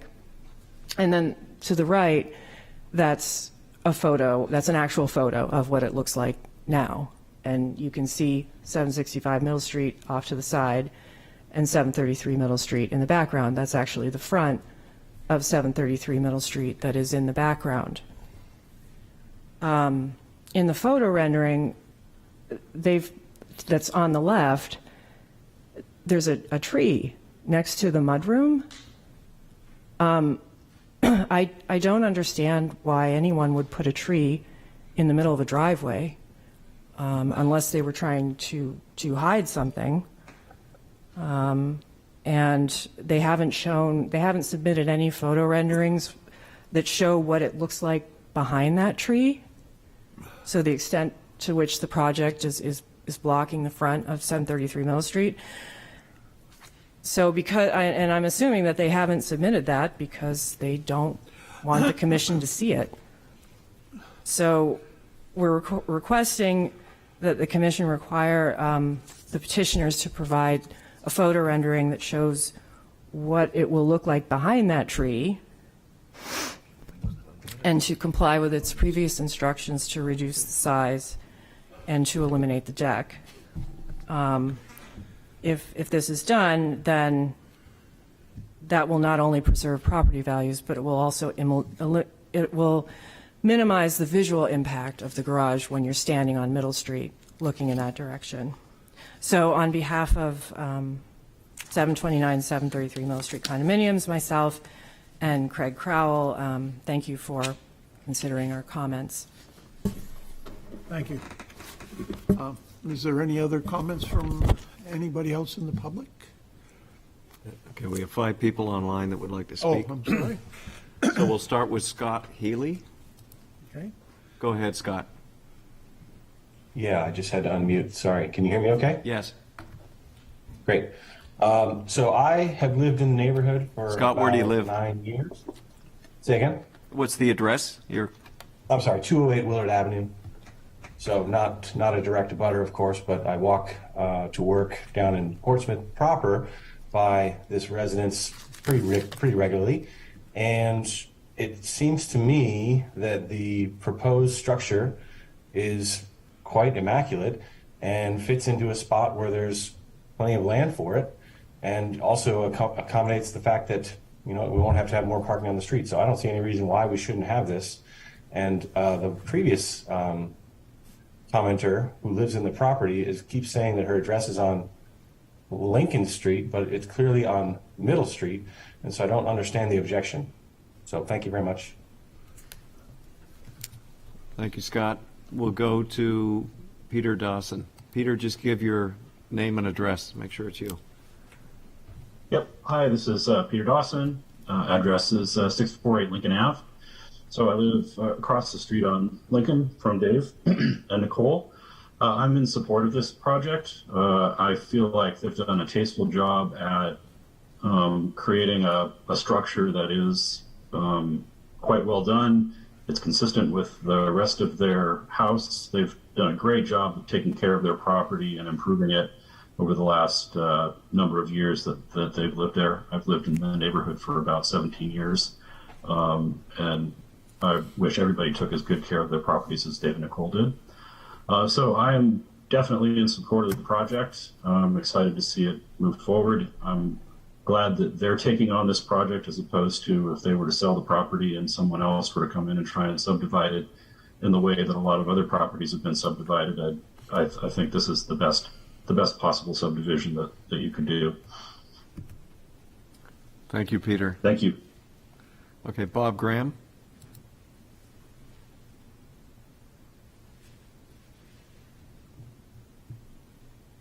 Bob, are you there?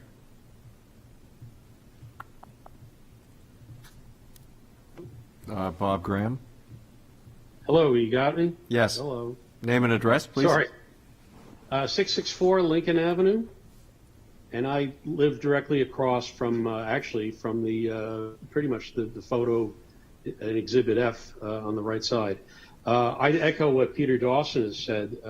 They've done a fabulous job of beautifying that property. And I think to also echo Peter's statement, I think that, this is a large home that would be, many people would subdivide into numerous apartments and have, a driveway that looks more like a parking lot. And I think that this is the best thing that can happen to this property as far as the whole neighborhood goes. So I'm just speaking in support. Thank you. Thank you, Bob. Jake Weinstein. Jake, are you there? I am. Can you hear me okay? Yes. Name and address, please. Great. Jake Weinstein. I live at 373 Lincoln, just a couple blocks down from Dave and Nicole. I've been in the neighborhood for 12 years now. Really watched what Dave and Nicole have done from the very beginning as they moved into this home, beautifying it, and doing so many lovely things, as the other people on the call have said. I am extremely impressed in terms of the detail that this project is doing, in terms of the similarity it has to the main house and the carriage house.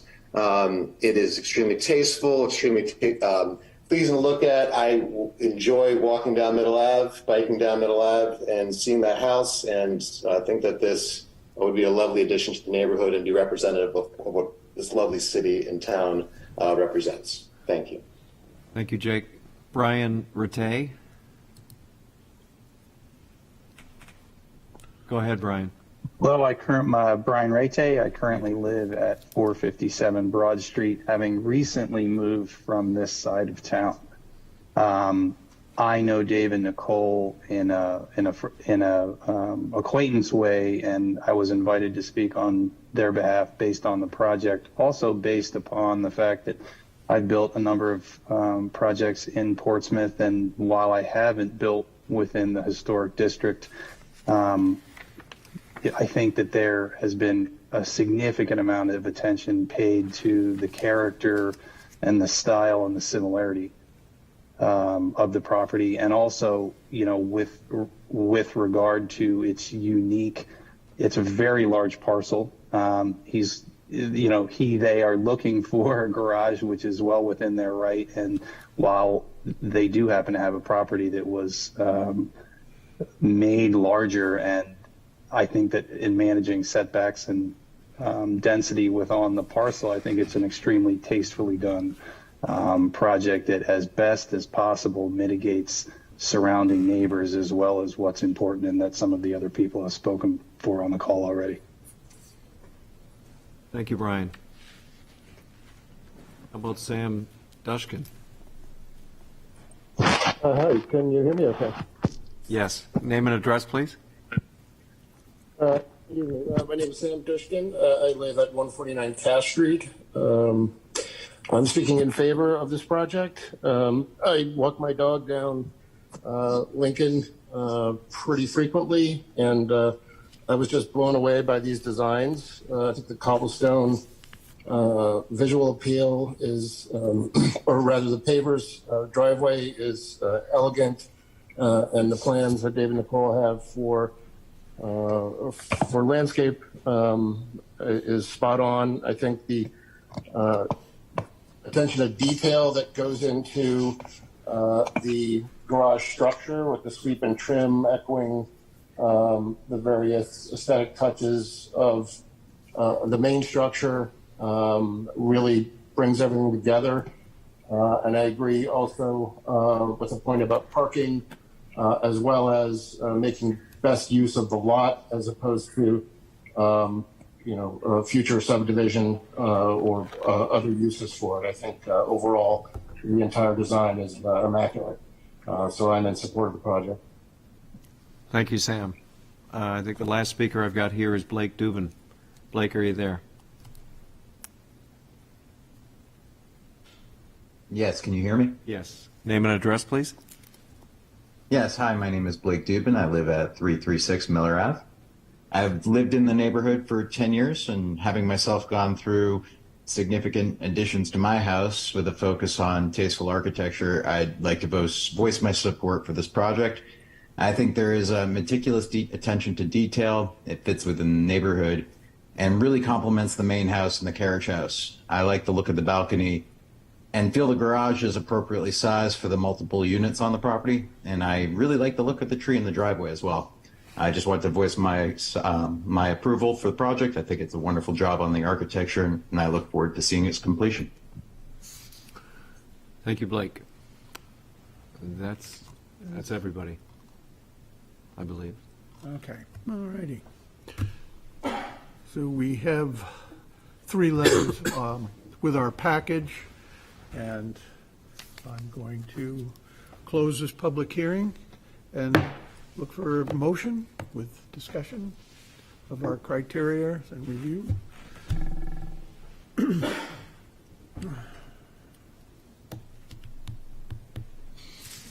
Mr. Chairman, I'd like to move that we approve this application as presented. Second. Mr. Chairman, I believe that this is in relative scale to the dwelling that it's being built next to. It's in relative compliance with the materials and features and design of the building that leads it on the lot.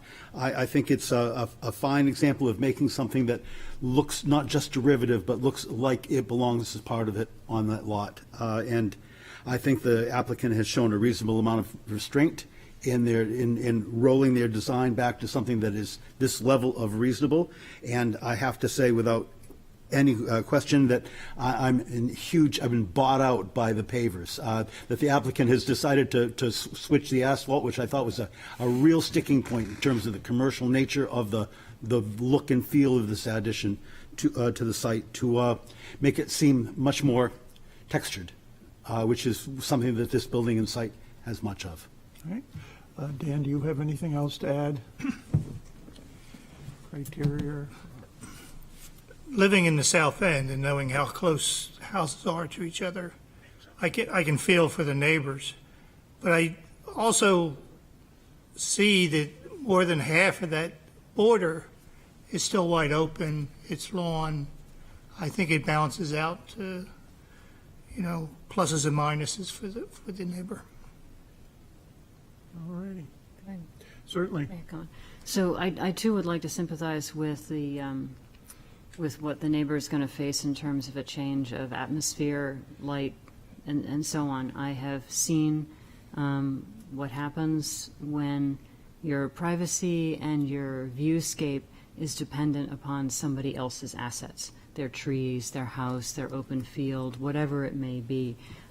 It's very difficult to not be in control of that and to find it changing on you. However, having said that, it is within the right of the neighbor to make those changes, and they have made some alterations to try to accommodate some of the concerns of the neighbor. I want the neighbors to understand that we are not unsympathetic to this happening. It happens. It has happened in the past. It will happen in the future. Unfortunately, we do have to balance all of the rights of the parties involved. Thank you very much. Yes, Joanne. Well said, Margot. I just want to echo what has been said, but I also want to say that this is such a fantastic project that the abutters' property values are actually being increased rather than decreased. Okay. Well, all right. So we've had a second and everybody. So all those in favor? Findings of fact. Did you? Statement of facts is that this, I believe this building is in, that it will contribute to economic well-being of the neighborhood. And at the bottom, No rush. Show them, Rich. Show them one of those. Oh, that it's, I believe that it's very consistent and to the special and defining character of this property, and that it fits in well with its neighborhood. All righty. All right, so. Thank you. All those in favor, say aye. Aye. Those against? And you have your approval. Thank you. Am I seeing just one more? Is Yeah, it- I think so. Yeah. So Maybe can we two. make it We all? got Yeah, two. yeah, we can. 105. Two No, we more. got three We here. can do it. I'm We're sorry. tough. Three. Does anyone want to take a break? No, we No. can do it. No? All righty, good. So now we've got the petition of Maria C. Peel and Gary Evan Lowe, owners for property located at 105 South Street, wherein permission is requested to allow renovations to an existing structure. Add solar panels to the existing roof line.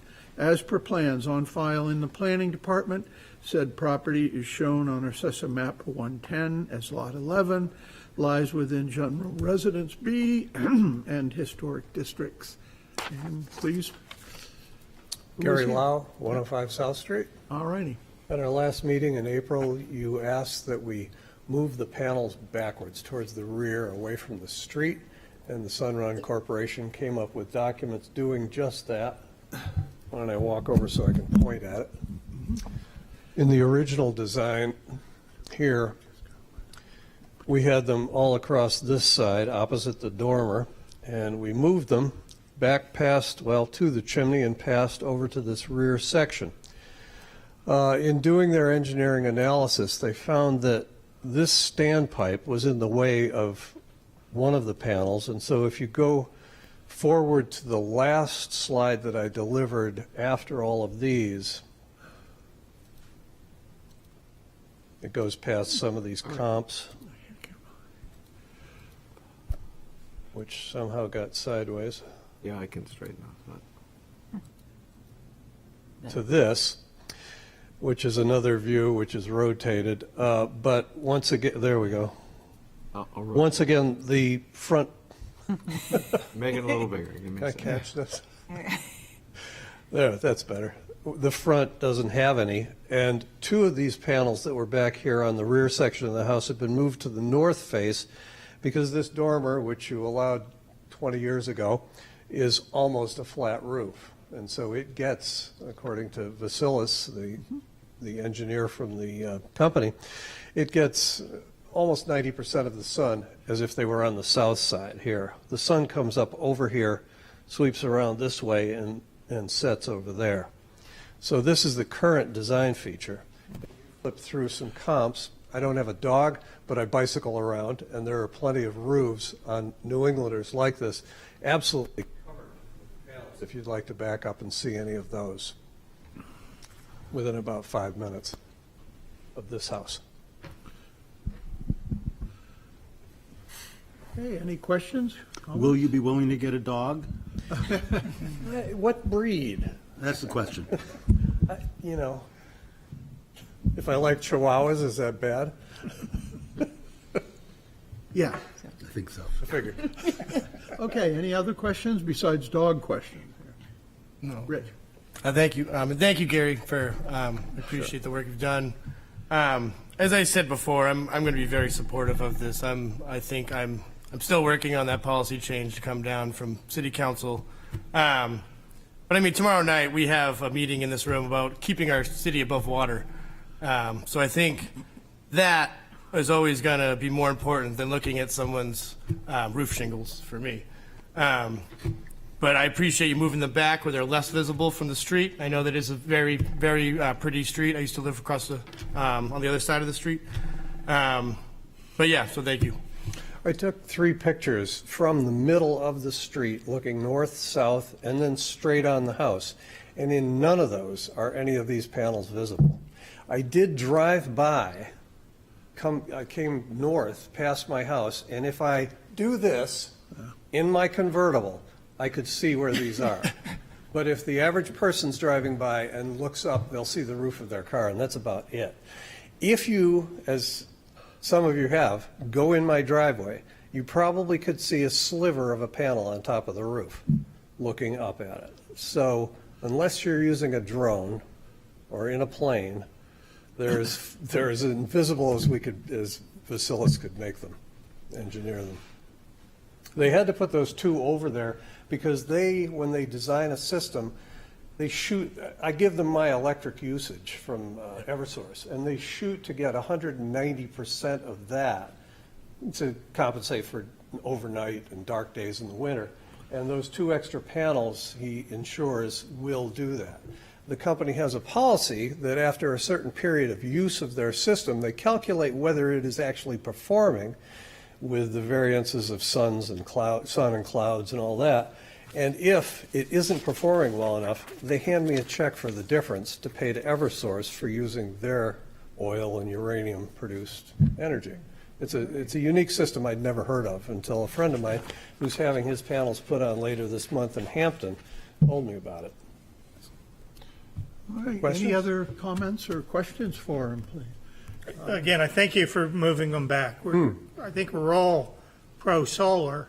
It's that shocking view of that different roof depending on where you are. And your examples are often areas that are not leading into the historic district or leading into South Street or Marcy Street. So I think by just shifting it back, and I'm glad it worked out solar too, it just gets that shocking change and allows you to still feel like you're in Old Town Portsmouth. This is $1 billion company. The solar is not going to be shocking anymore. Okay. Well, Martin, you had your hand up. Yeah, I'm sorry, I'm not pro-solar, not in the historic district. You will be able to see these panels, I guarantee it, especially from the sidewalk from across the street. You showed examples of other houses. Are they in the historic district? No. Wybird Street?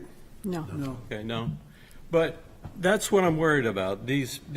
We're starting to suggest that we're going to be underwater if we don't have these panels on our roofs, and I don't accept that. I think that only just clouds the issue, and I don't know how we can tell applicants to put little screens around their, condensers, and yet we still would allow like a whole roof system to be covered in these panels. I just don't know if we can, have any credibility if we do that. So I'm not going to support this, and I'm sorry, but out of the district, it would be your right, but in the district, I think these are very harmful. Okay, anyone else? I agree with Martin. Okay.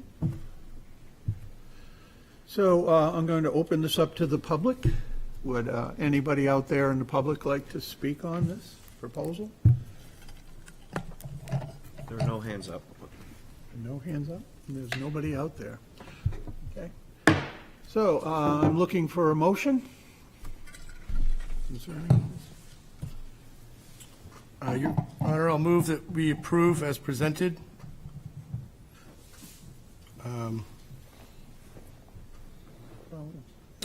Does anybody second? I'll second it. Reagan seconds. I believe this promotes the education and pleasure welfare of the district, or not the district. I'll say it. Conservation enhancement of property values, and it is compatibility of innovative technologies with surrounding properties. All righty. Yes, Reagan? Well, and I'll just say that this is still a difficult one for me am going to vote for it. I've seconded it, but I appreciate that you've been able to set it back as far as possible. I wish that there could be more on the dormer where it's flat and really not visible. But I appreciate from the main views, yes, you will be able to see this. We've been trying to keep this as minimally visible as possible in the historic district. But we do have examples where it is visible, just not on the main sort of facing of the building. We even have some examples where it is on the main face of the building, but I think that we're going to have to find a compromise somehow, because it is going to become more and more popular, like our condenser units, like the mini splits and things like that. So it's just something that we're going to have to deal with and figure out how to best manage moving forward. Okay. I would just like to make a comment that I agree with Councillor Blaylock, and I have no problem with these at all. So I guess we've had the motion. All those in favor say aye. Aye. Aye. And opposed? Opposed. Can you do Yeah, a let's hand do a count? I'm going to have to do a hand count. Okay. A roll. A roll, yeah, I'm sorry. Who's voting? Huh? We have to figure out who's voting. Oh. I'm afraid that you got two Karen alternates. and Joanna are not voting. No one's not here, right? Nobody's missing. 4, 5, 6. Wait. Nobody's missing. Maybe a tie? That's correct. Okay, so Dan, Aye. Martin, Opposed. Reagan. Aye. Opposed. I vote aye. Aye. Opposed. It's gonna pass by one 4-3, it passes. 4-3, it passes. Thank you all. You're welcome. Wow. I can't vote because I'm I just. know, a but no. just- See, we could have gone Chihuahua. We could have gotten a Chihuahua out of this. So I'm going to say that I think that we need to pull this issue forward in terms No of making kidding. a policy. It's going to be pulled forward Yeah, great. tomorrow night. The applicant certainly listened to the wishes of the commission and did what those commissioners that were for this wanted. In case you want to know. Yeah. Right. Now I'm lost here. Okay, public hearing. Petition of the Portsmouth Housing Authority owner for property located at 444 Pleasant Street, wherein permission is requested to allow renovations to existing structures, repair multiple entryways, cover concrete steps with composite material, and replace existing porch supports and overhangs. As per plans on file in the planning department, said property is shown on Assessor Map 102 as Lot 54, lies within General Residence B in the Historic District. Hello, who are? Good evening, I'm Mark Lentz, I'm the Facilities Director. Oh, excuse me. One more time. Okay, I'm Mark Lentz, I'm the Facilities Director for Portsmouth Housing. welcome. Thank you. Could you explain your project here? Yeah, we have failing concrete and supports for the porch roofs. There's two main main entrances on the buildings. The one at 444 and one at 438. The main structure of the porch supports you see in the picture are steel. They are original, and they were originally set in the concrete steps.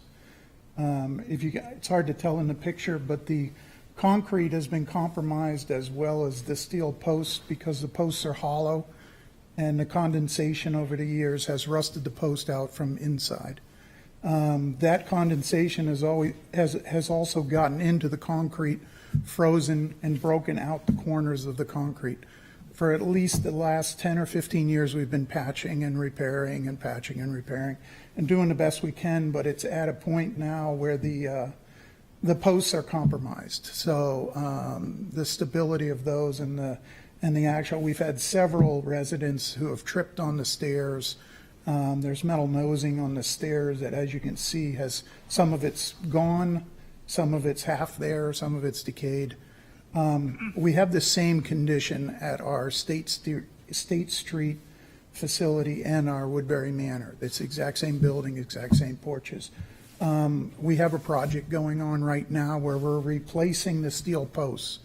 By replacing the steel posts, we're putting in wood posts, and we're supporting the wood post on a post bracket, which keeps the post out of water and out of any liquid from rotting or deteriorating. The bracket is the concrete is all being patched and fixed, so it can support the new posts, support the brackets and everything else. But the aesthetics and the concrete patching over the years is less than desirable. Very hard to get it on a uniform and nice surface. So we've gone and we've put what's called a weathered gray composite decking on the other properties. And we've also put new posts and rails.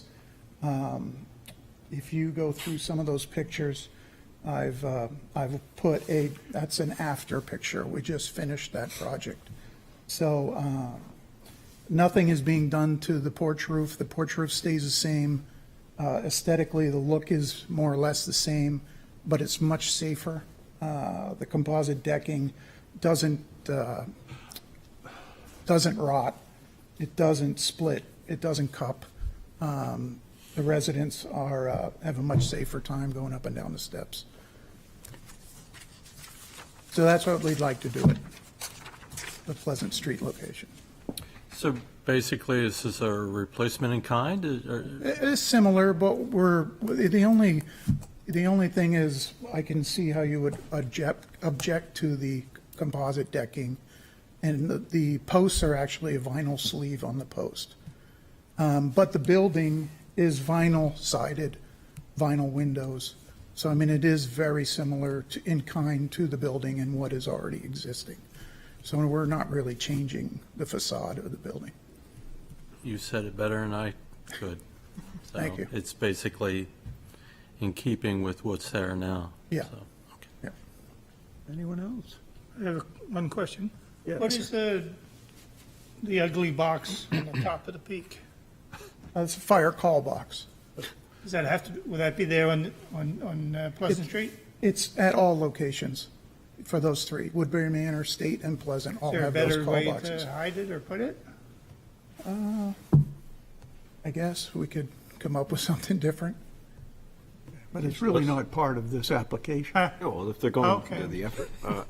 It's What's- not, and it's been there since probably the 50s. But that's on your other building. It's not on is it on the present building now? Yes. Just smaller. No, it's a lot smaller and not Yeah. So as prominent. I mean, it would have been better to put it next to on the wall next to the window like the sconce light on the other side. Sure. You know? But it's not. Well, This particular, there will also be handrails on the side with some slats to keep everybody safe. We don't need to put them on there because it's not high, but we have them on there anyhow. The contractor just hasn't put them up yet. Are those also vinyl, or are they No, they're metal. metal? Yep. So there's no change to the portico at 444 or 438? It's just the supporting columns Correct. on the deck Correct. part. I can support this. Okay. did you have something? No, I was going to ask what materials for the railings. They said It's metal. Hey, Rick. hey. So is there anybody in the public wants to speak on this? No, not online. I'm going to close this public hearing. And looking for a motion, please. I'll move that we approve as presented. Seconded? And I'll get my findings of fact here. I believe it, conservation enhancement of property values and compatibility design with surrounding properties. Righto. All right, all those in favor, say aye. Aye. Opposed? All right, you have it. Thank you, Mike. Appreciate it. Okay. Who's that? There's something else. Ann. Yeah. 434 Marcy. And Oh, here we are.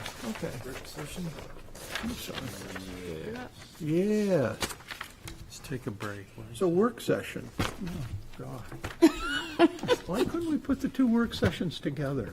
Exercise. Old business and new business. That's, okay, that's valid.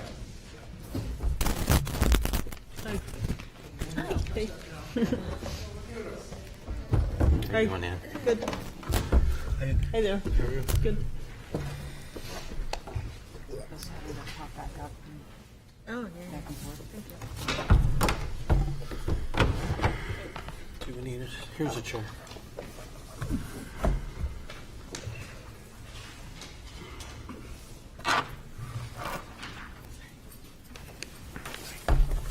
All righty, would you please introduce yourself Yes. for the 100th time? Yeah, it's kind of scary. Ann Whitney, I'm the architect for this project. Basically, this is a house on Marcy Street. You can see the front elevation. Most of the work we're going to be doing on the back of the house. Site plan, it's basically a classic 2.5-story building, and on the back side, there's a existing 1-story addition with a small balcony. If you look at the second page, not balcony, bay. And they're trying to add some living space, and the proposal shows taking the roof off that existing first story and then adding a second floor and attic space above that, but actually extending and cantilevering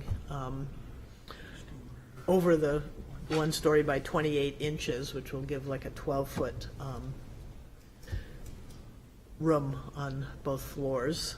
In addition, just looking at the site plan, you'll see it better.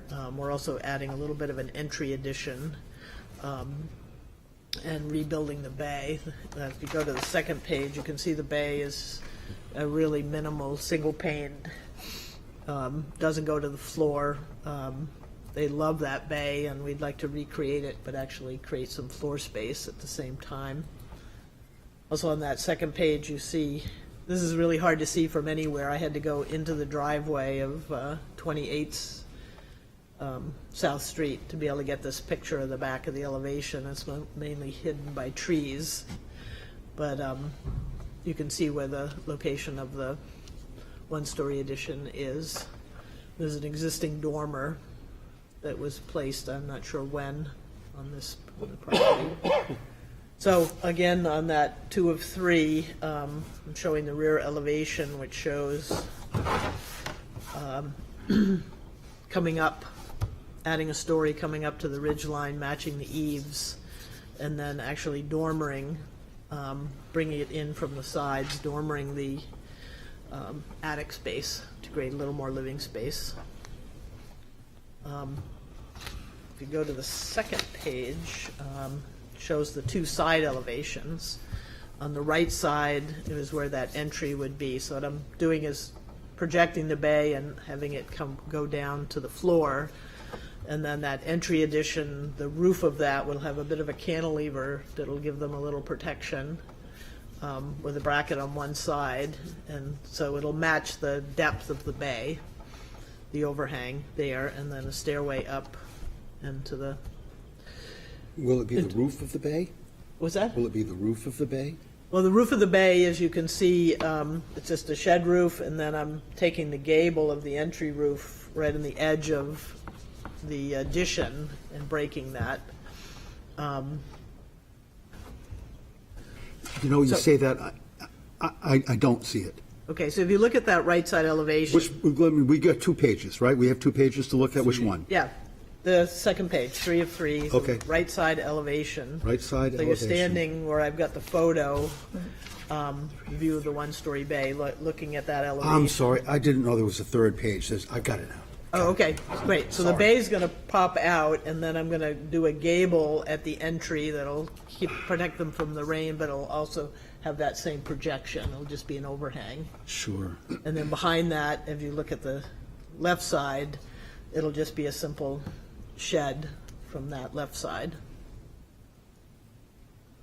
One thing that I've been running into with the code people, and it's not part of the International Building Code, but it's part of the Life Safety Code, that if you have an attic space where the sill of the window is more than 20 feet to the grade, you have to create a balcony unless that window is actually accessible by the fire apparatus, and in this case, it probably is not. So that's that little balcony I'm showing there would be, and you can also see it on the rear elevation on the first page, on the second page. Just be a simple, and I haven't totally detailed all this, it was just for the work session, kind of. So we would have a rail. It would have a railing, yeah, wooden railing, and then, yep. This is fairly recent. I ran into it about 3 or 4 years ago on a project on Gate Street, and we were trying to develop the attic space, and then, and I've run into it several times since on 138 Maplewood, they were asking for it, but in that case, it's a right-of-way, the driveway, so the fire truck could go in there, so I argued that you can get a piece of equipment in with a ladder, but in a case like this, you can't really get any fire equipment in, so I'm going to argue that. I don't, but I'm putting it here at the work session just so it's most likely going to have to happen to create a little balcony space there with an egress window. Oh, excuse me. Are the brackets structural? No, they would not be structural. They're, I've been using a company called Pro Wood Market. They make really nice cedar brackets, clear, that's paint up beautifully, and so it would not be structural. But we could just cantilever it. They aren't essential in both of these. There's only on the back side I've got 2 on either side of the kitchen windows. So you're cantilevering it with? Yeah, basically we're going to. With what, regular floor joists? Floor joists, we might have to use microlam, but it's under 3 feet, so the cantilever, and it's not a big span, and there's a fair amount of headroom there. One thing I bumped into, actually, what the code says is that you can only cantilever the height of your floor joist. So if you're got 9 1/4 floor joist, that's all you can go out. Yeah, but if it's an engineered joist. If it's all engineered lumber, that's. It's an engineered joist, or I would have this And engineered. that's really not our purview. Yeah. I'm sorry. Yep. Any other questions here? Just to go back on that balcony, how does that get around the fire code? Well, they just say that you have to, they don't even define, that's what I don't like about some of these codes. They don't say it doesn't have to be, they don't give me any size, that they just say you have to be able to get out of a window onto a balcony, and then you still have to get to the Hope the ground. apparatus comes around the other way. I know. So it's one of those code things that, you can argue, but I've been bumping into it occasionally. Yep. I guess emotionally, it's better than having to jump out a window. Well, you're outside the building. You're outside the building, Get too. your 5 minutes for. Sure, there you go. Yeah. I'll go with that. Tie your sheets. Yes, yes. You can lower yourself down on top of the, it's not that big a drop to the balcony, and then you jump off from there, I guess. But the existing dormer windows that are there now do not need that. No, because it was Because done. they predate the change in the code. Well, it wasn't even a change in the code. A lot of times these codes have been there forever, but then people start enforcing them. The okay. 1 and 2 family code used to be this thick, and now it's this thick, and then this is actually, the main code that Portsmouth uses is the International 1 and 2 family building code, but they also defer to the life safety code, and this is where this is located. It took me a while to find where it was located, but it's in the NFPA life safety code, the fire protection code. So basically, we're going to be kind of matching double hungs. Got a couple casement windows in, and actually the one in the gable on the rear elevation, if we do have to do the balcony, then that can become a double hung, because I only need 1 egress window there. And then we'll be adding a window in the existing dormer that this addition is covering. So we're going to be adding 1 window there. Is there any other questions or comments here? Pretty major addition. Yeah. I guess one question would be, what is the balcony, what does the railings around the balcony look like? Yeah, and I will detail that out. Most likely will be a wooden posts with railings. Okay. Yep. With wooden balusters and. And again, I haven't totally detailed this out. I just wanted to get a general impression of the scale of an addition. Yeah, same as at the front of the house. Yep. And I'm sorry. Go ahead. Reagan, go ahead. You had your hand. I just, yeah, I keep looking at it thinking that it's quite a big addition to the roof line, you know, and that's, in that sense, off the back, it's not that much more because you have a one-story, but to bring it all the way up, seems like a lot, but A lot of structures like this will often be L-shaped with a Yeah, wing, and right. so it's not totally out of character. no, it's Yeah. not, but, it's still just a change. So we're just making sure that it's a change that is reasonable and compatible. And I think that it probably is, but it's one of those things where I want to make sure, I didn't have a chance to go walking down the street, but I want to make sure that it's not going to be right in your face. It doesn't seem to be. Yeah, and if you look at that photo, Right. view from the driveway on South Street, and I tried to get a picture between the Manfuls and then the South Street from the actual street, and it's just all obscured. So I just went into the 28 South driveway and, just took some pictures there. I mean, no, everything is pretty close together there and not very visible, but, and I think if the cantilever part were more visible, that would give me pause, but Right. I don't think that, it doesn't seem like it's gonna be And I originally thought of just bringing the whole structure out, but, with what I'm working with on the floor plans, the kitchen, entry, I don't really need that square footage. And I just thought this was a nice way to kind of not have to redo foundations and things. This was a fairly new foundation when this addition was done, and it's compatible to add the structure on top of it. And we may have to raise the chimney, and we'd probably have to do both, just because, and that's something I have to work out with the code people. But, they're still functioning chimneys. what's that? They're functioning chimneys? Yes, they Yeah. are. Yep. Yep. There's like 4 fireplaces.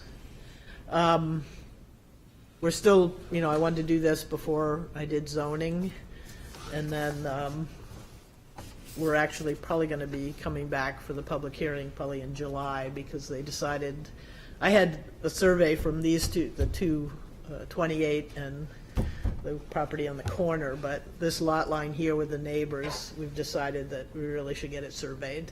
So I was going to do BOA in May, but I've just postponed it to June, so that will probably put us into July for a public hearing on this.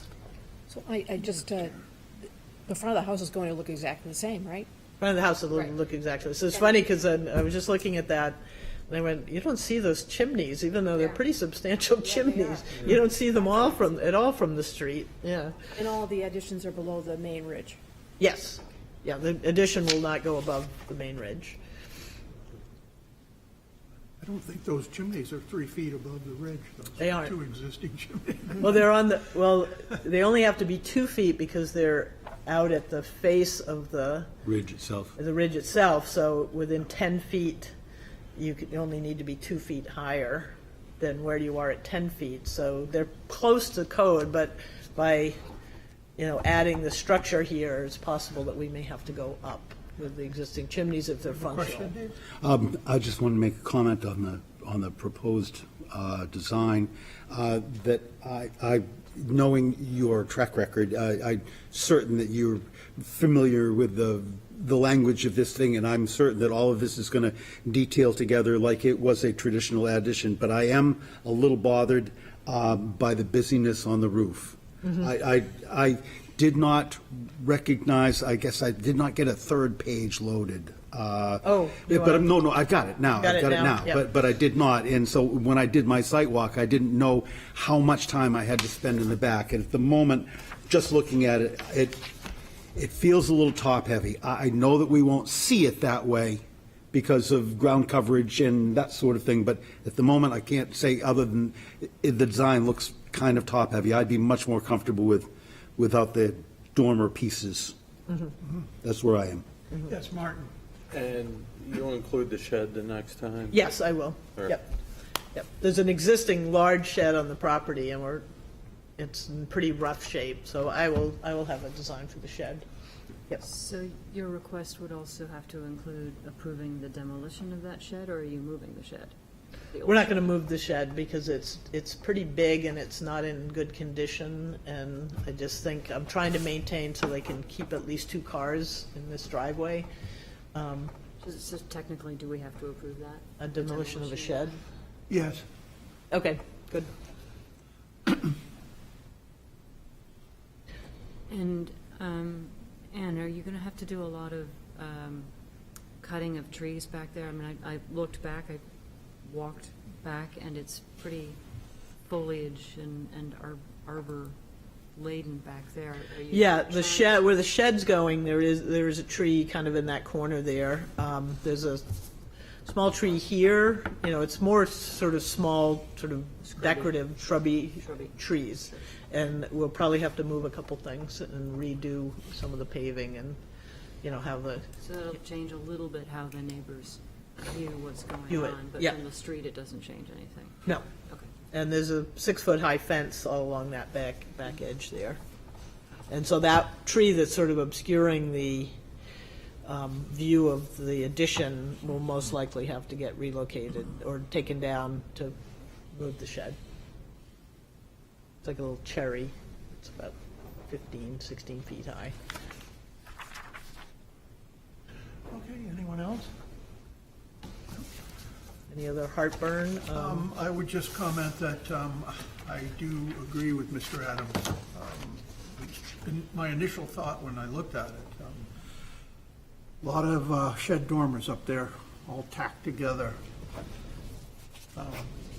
I'm not sure if it's a game changer or it's just going to kill it for me, but that's just, Yeah, and I had that. It's just my opinion. Yeah, and that's why I pulled them back as far as I did. And I was thinking I'd make them even lower, but I think it makes sense if I am going to be doing the dormers here to have them match the eave line of the existing dormer, so it kind of wraps around. They wrap around the chimney, is that right, the one? Yeah, one will come up through the chimney, and we may have to take that chimney down to get the flashing right. Yeah. I had one more question. Certainly.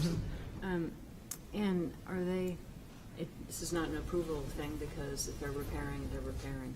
But I noticed in the front of the house, there's some rot going on with some of the front steps. Is there a big plan for other work to happen on the house, or is it just? But most this? likely, the steps are, the house needs some maintenance. Yeah, they haven't really talked to me about that, but I would think while they've got somebody there, they would probably upgrade, but I haven't really spoken with them about that. Yeah. It's an often overlooked part of keeping the historic district looking like the historic district. Right. It's not losing anything Mhm. of substance into time. All right. Great, thank you. So I'm going to have to ask this. Is there anybody in the public? Anyone online, Nick? Comments? No. Okey-doke. So I guess we need a motion to bring. So this- moved? Second. All those in favor, say aye. Aye. So we'll assume it'll be like July or something, right? Yeah, and I'll just be in touch with planning, because they tend to want to put it right on the agenda, and I'll just try to keep it off Mr. that. Chairman, before we move on, may I have a moment? Yes. It come to my attention that Kelly Davis has passed.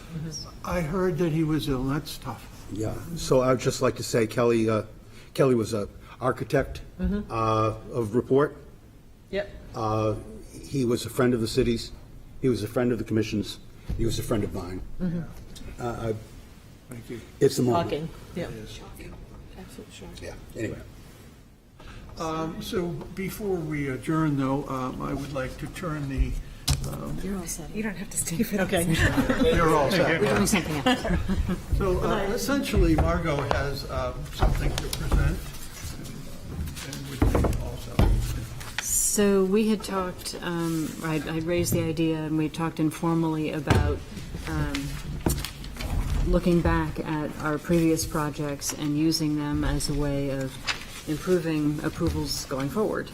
So Nick, because he has in memory, like a steel trap, just on the back of an envelope, remembered all of these properties. There are 20 of them on the attached map. And I actually plotted it out on Google Maps, and it would take us way too long to do all of these properties. So we'll probably talk about breaking these up.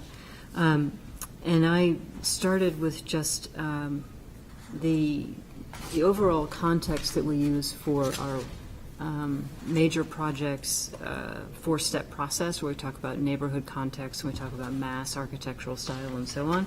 And I just took that framework and turned it into sort of like a survey or a series of questions so that we could take a look at a building and look at it from a certain number of the same criteria, each one of us looking at those same criteria, and then using a rating scale so that it can be a little bit measured, as opposed to everybody writing longhand comments.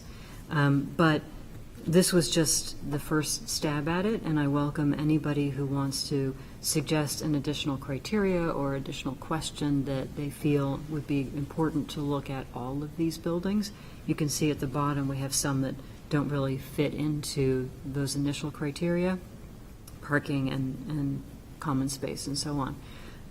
So this is the start of it, and I welcome your feedback, and then Nick and I will go back and incorporate your ideas into a more formal document. And then our question is, when would we like to do this? If people already have next Wednesday night set aside because you didn't know whether we'd have an agenda or not, we could try to steal that date. If we can't because people already gave that date away, we'll have to look at a different date. And whether we want to try to meet a little bit earlier just to take advantage of the light. I think we should try and do only 10 buildings, and my suggestion was 1 through 3 and 13 through 20, which basically takes us to the north end and takes buildings that are on the edge of and not really inside of what's the traditional envelope of architecture, so that we can look at that separately from the question of how did this building blend into the more historic buildings around it. And I thought that that would make it easier to have a conversation. But these are all suggestions, and I'm very open to other people's thoughts on whether we should mix them up or whether we should do, plus they were all gathered together and we wouldn't have to walk as far. I have a question on, how you see this. Do you see us discussing and putting these numbers down for each building as a group, or are we each going to have our own little clipboard, put our rating numbers down, and then possibly discuss it later? That's just a question. Mm-hmm. I think that I think it would be useful if everybody has their own clipboard and does the rating themselves. And I was not anticipating that we would be standing outside of a building and having a discussion, number one. That would streamline the process. It would take And too it's long. not a good idea to stand outside of somebody's building. I don't want to get caught. We'd have to Yeah. publicly announce it, that we're all here, so. So I think it would be, I would intend personally to do the walk myself so that I have time to spend extra time on a particular building, or, Port Walk Place, for example, was approved before I was on the commission. I would maybe want to spend a little more time on it, maybe do some research. But walking around together, I think, make sure that, number one, we all walk around, which is always important. And number two, we hear what everybody else's, overall comments are, and would add to the follow-on discussion. So, but again, feedback. Sounds fine. Yeah. That is some great This work. is- It's nicely organized. What's the total distance? Well, like I said, I think the whole walk, Only a 5K. all 20 buildings, was a 45-minute walk without stopping. And then I added 5 minutes for each building, and I came up to like 2.5 hours, and that's when I decided we needed to cut it in Yeah. half. We'll start with the 10 and see how it goes. Yeah. The second one, when we include the older buildings, Karen has invited us for coffee at Cafe Von Solm, because we're going to walk right past. Oh, absolutely. There we go. Wow, knowing the right people. On the first visit, if you're in the north end, we could use my shop parking area for everybody's cars, and there could be some Frosties to shop afterward. If we're not going to discuss the buildings as we go through, do we really need to do it as a group? I mean, what's the point of that? It's called discipline. I'm sorry? Everyone will be there if we do it that way, and I'm sure there'll be some conversations, but. Yeah, I think the That's the suggestion that there spirit. won't be any conversation is silly. Yeah. Yeah, okay. Yeah. All right. Just do it for the I'm gonna Frosties. say some stuff. If we intend to have a full conversation at each building, it would be too much. Yeah. But yes, No, there will definitely. somewhere between no conversation and a hearing, we should be able to find ourselves a little discipline, and we could make it. With Frosties at the shop. Is next yeah. Wednesday, is that all right? Sounds I will great. say my schedule's very hard. I'm booked, a month out right now, so. We got a baseball game next Wednesday. Yes, we have a baseball game, and there's a PHA event. Oh, next Wednesday? Yeah, at 4:00.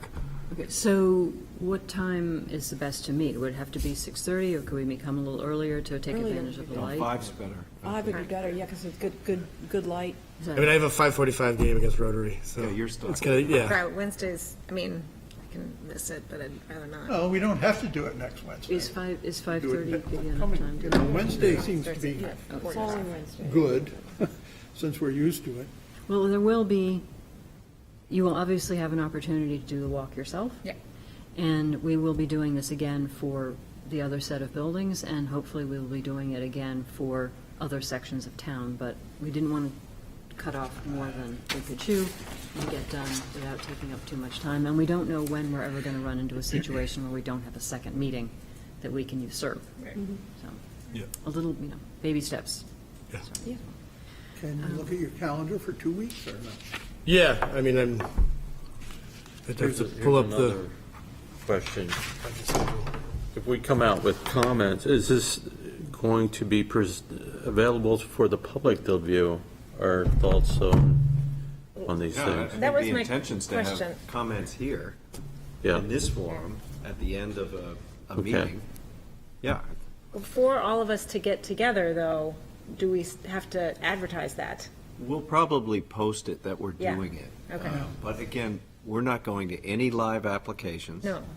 There's, No. again, the only reason to post it is because some of you might not be smart enough to not talk about something that is in front of you that you're not there to look at. So as long as you don't do that. So this is kind of a post-mortem? Yeah, that's all it Yeah, It is. is a absolutely. postmortem. Okay. Yep. And if anybody follows us around, we're really not, I mean, we're going to be polite and stuff, but we're You'll not handle really it. having discussions with the public, whether or not, God, I hate this building or something like that. We don't want that. We just want to go about our business. And then we will have another meeting sometime. Nick and I are going to, this is the rough draft, but so Nick and I will talk some more, but. Yes. The idea is by using the rating system, we will take questions that are rated and we'll put them into a spreadsheet that shows us, with graphs, nice little graphs and charts and all sorts of stuff, so that we can actually get something sort of quantitative. But the qualitative discussion, people's individual comments, how they felt about the building and those sorts of things, will be done in the forum. I could make it the 17th if we did it then. 2 weeks out? Yeah. It's probably better for us anyway. I Don't no. think. So if you make it, I then practice Reagan at can 4 make it. o'clock. I think I have another walking tour in Rochester for the Rochester Historic District. That Oh, that's just too It's a bad. popular date for historic tours. Too bad. Yeah, I can't make the 17th either. But if you guys want to do it, then I can do it. Yeah. I mean, I walk around town every day. Yeah, I I can mean, do this tomorrow. I can come at 5 Yeah. for 30 minutes, You can do which? No, that ain't gonna work. Next week, you mean? But feel free to stop by the fair landing. Let's on do your way. Wednesday. Oh, yeah, more week? pops. Are you stuck Wednesday? Weather permitting? This is gonna be a crawl. Okay. I could go from like 5 to 5:30. Okay. Well, let's, Yeah. it's the best we can do. So is it next 5 week? o'clock next Wednesday. Okay.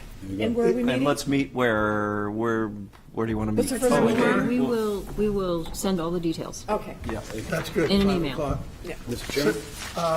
Yes, one And thing what that I numbers would you like doing? to say. 23 and what? 1 through 3 and 13 through 20.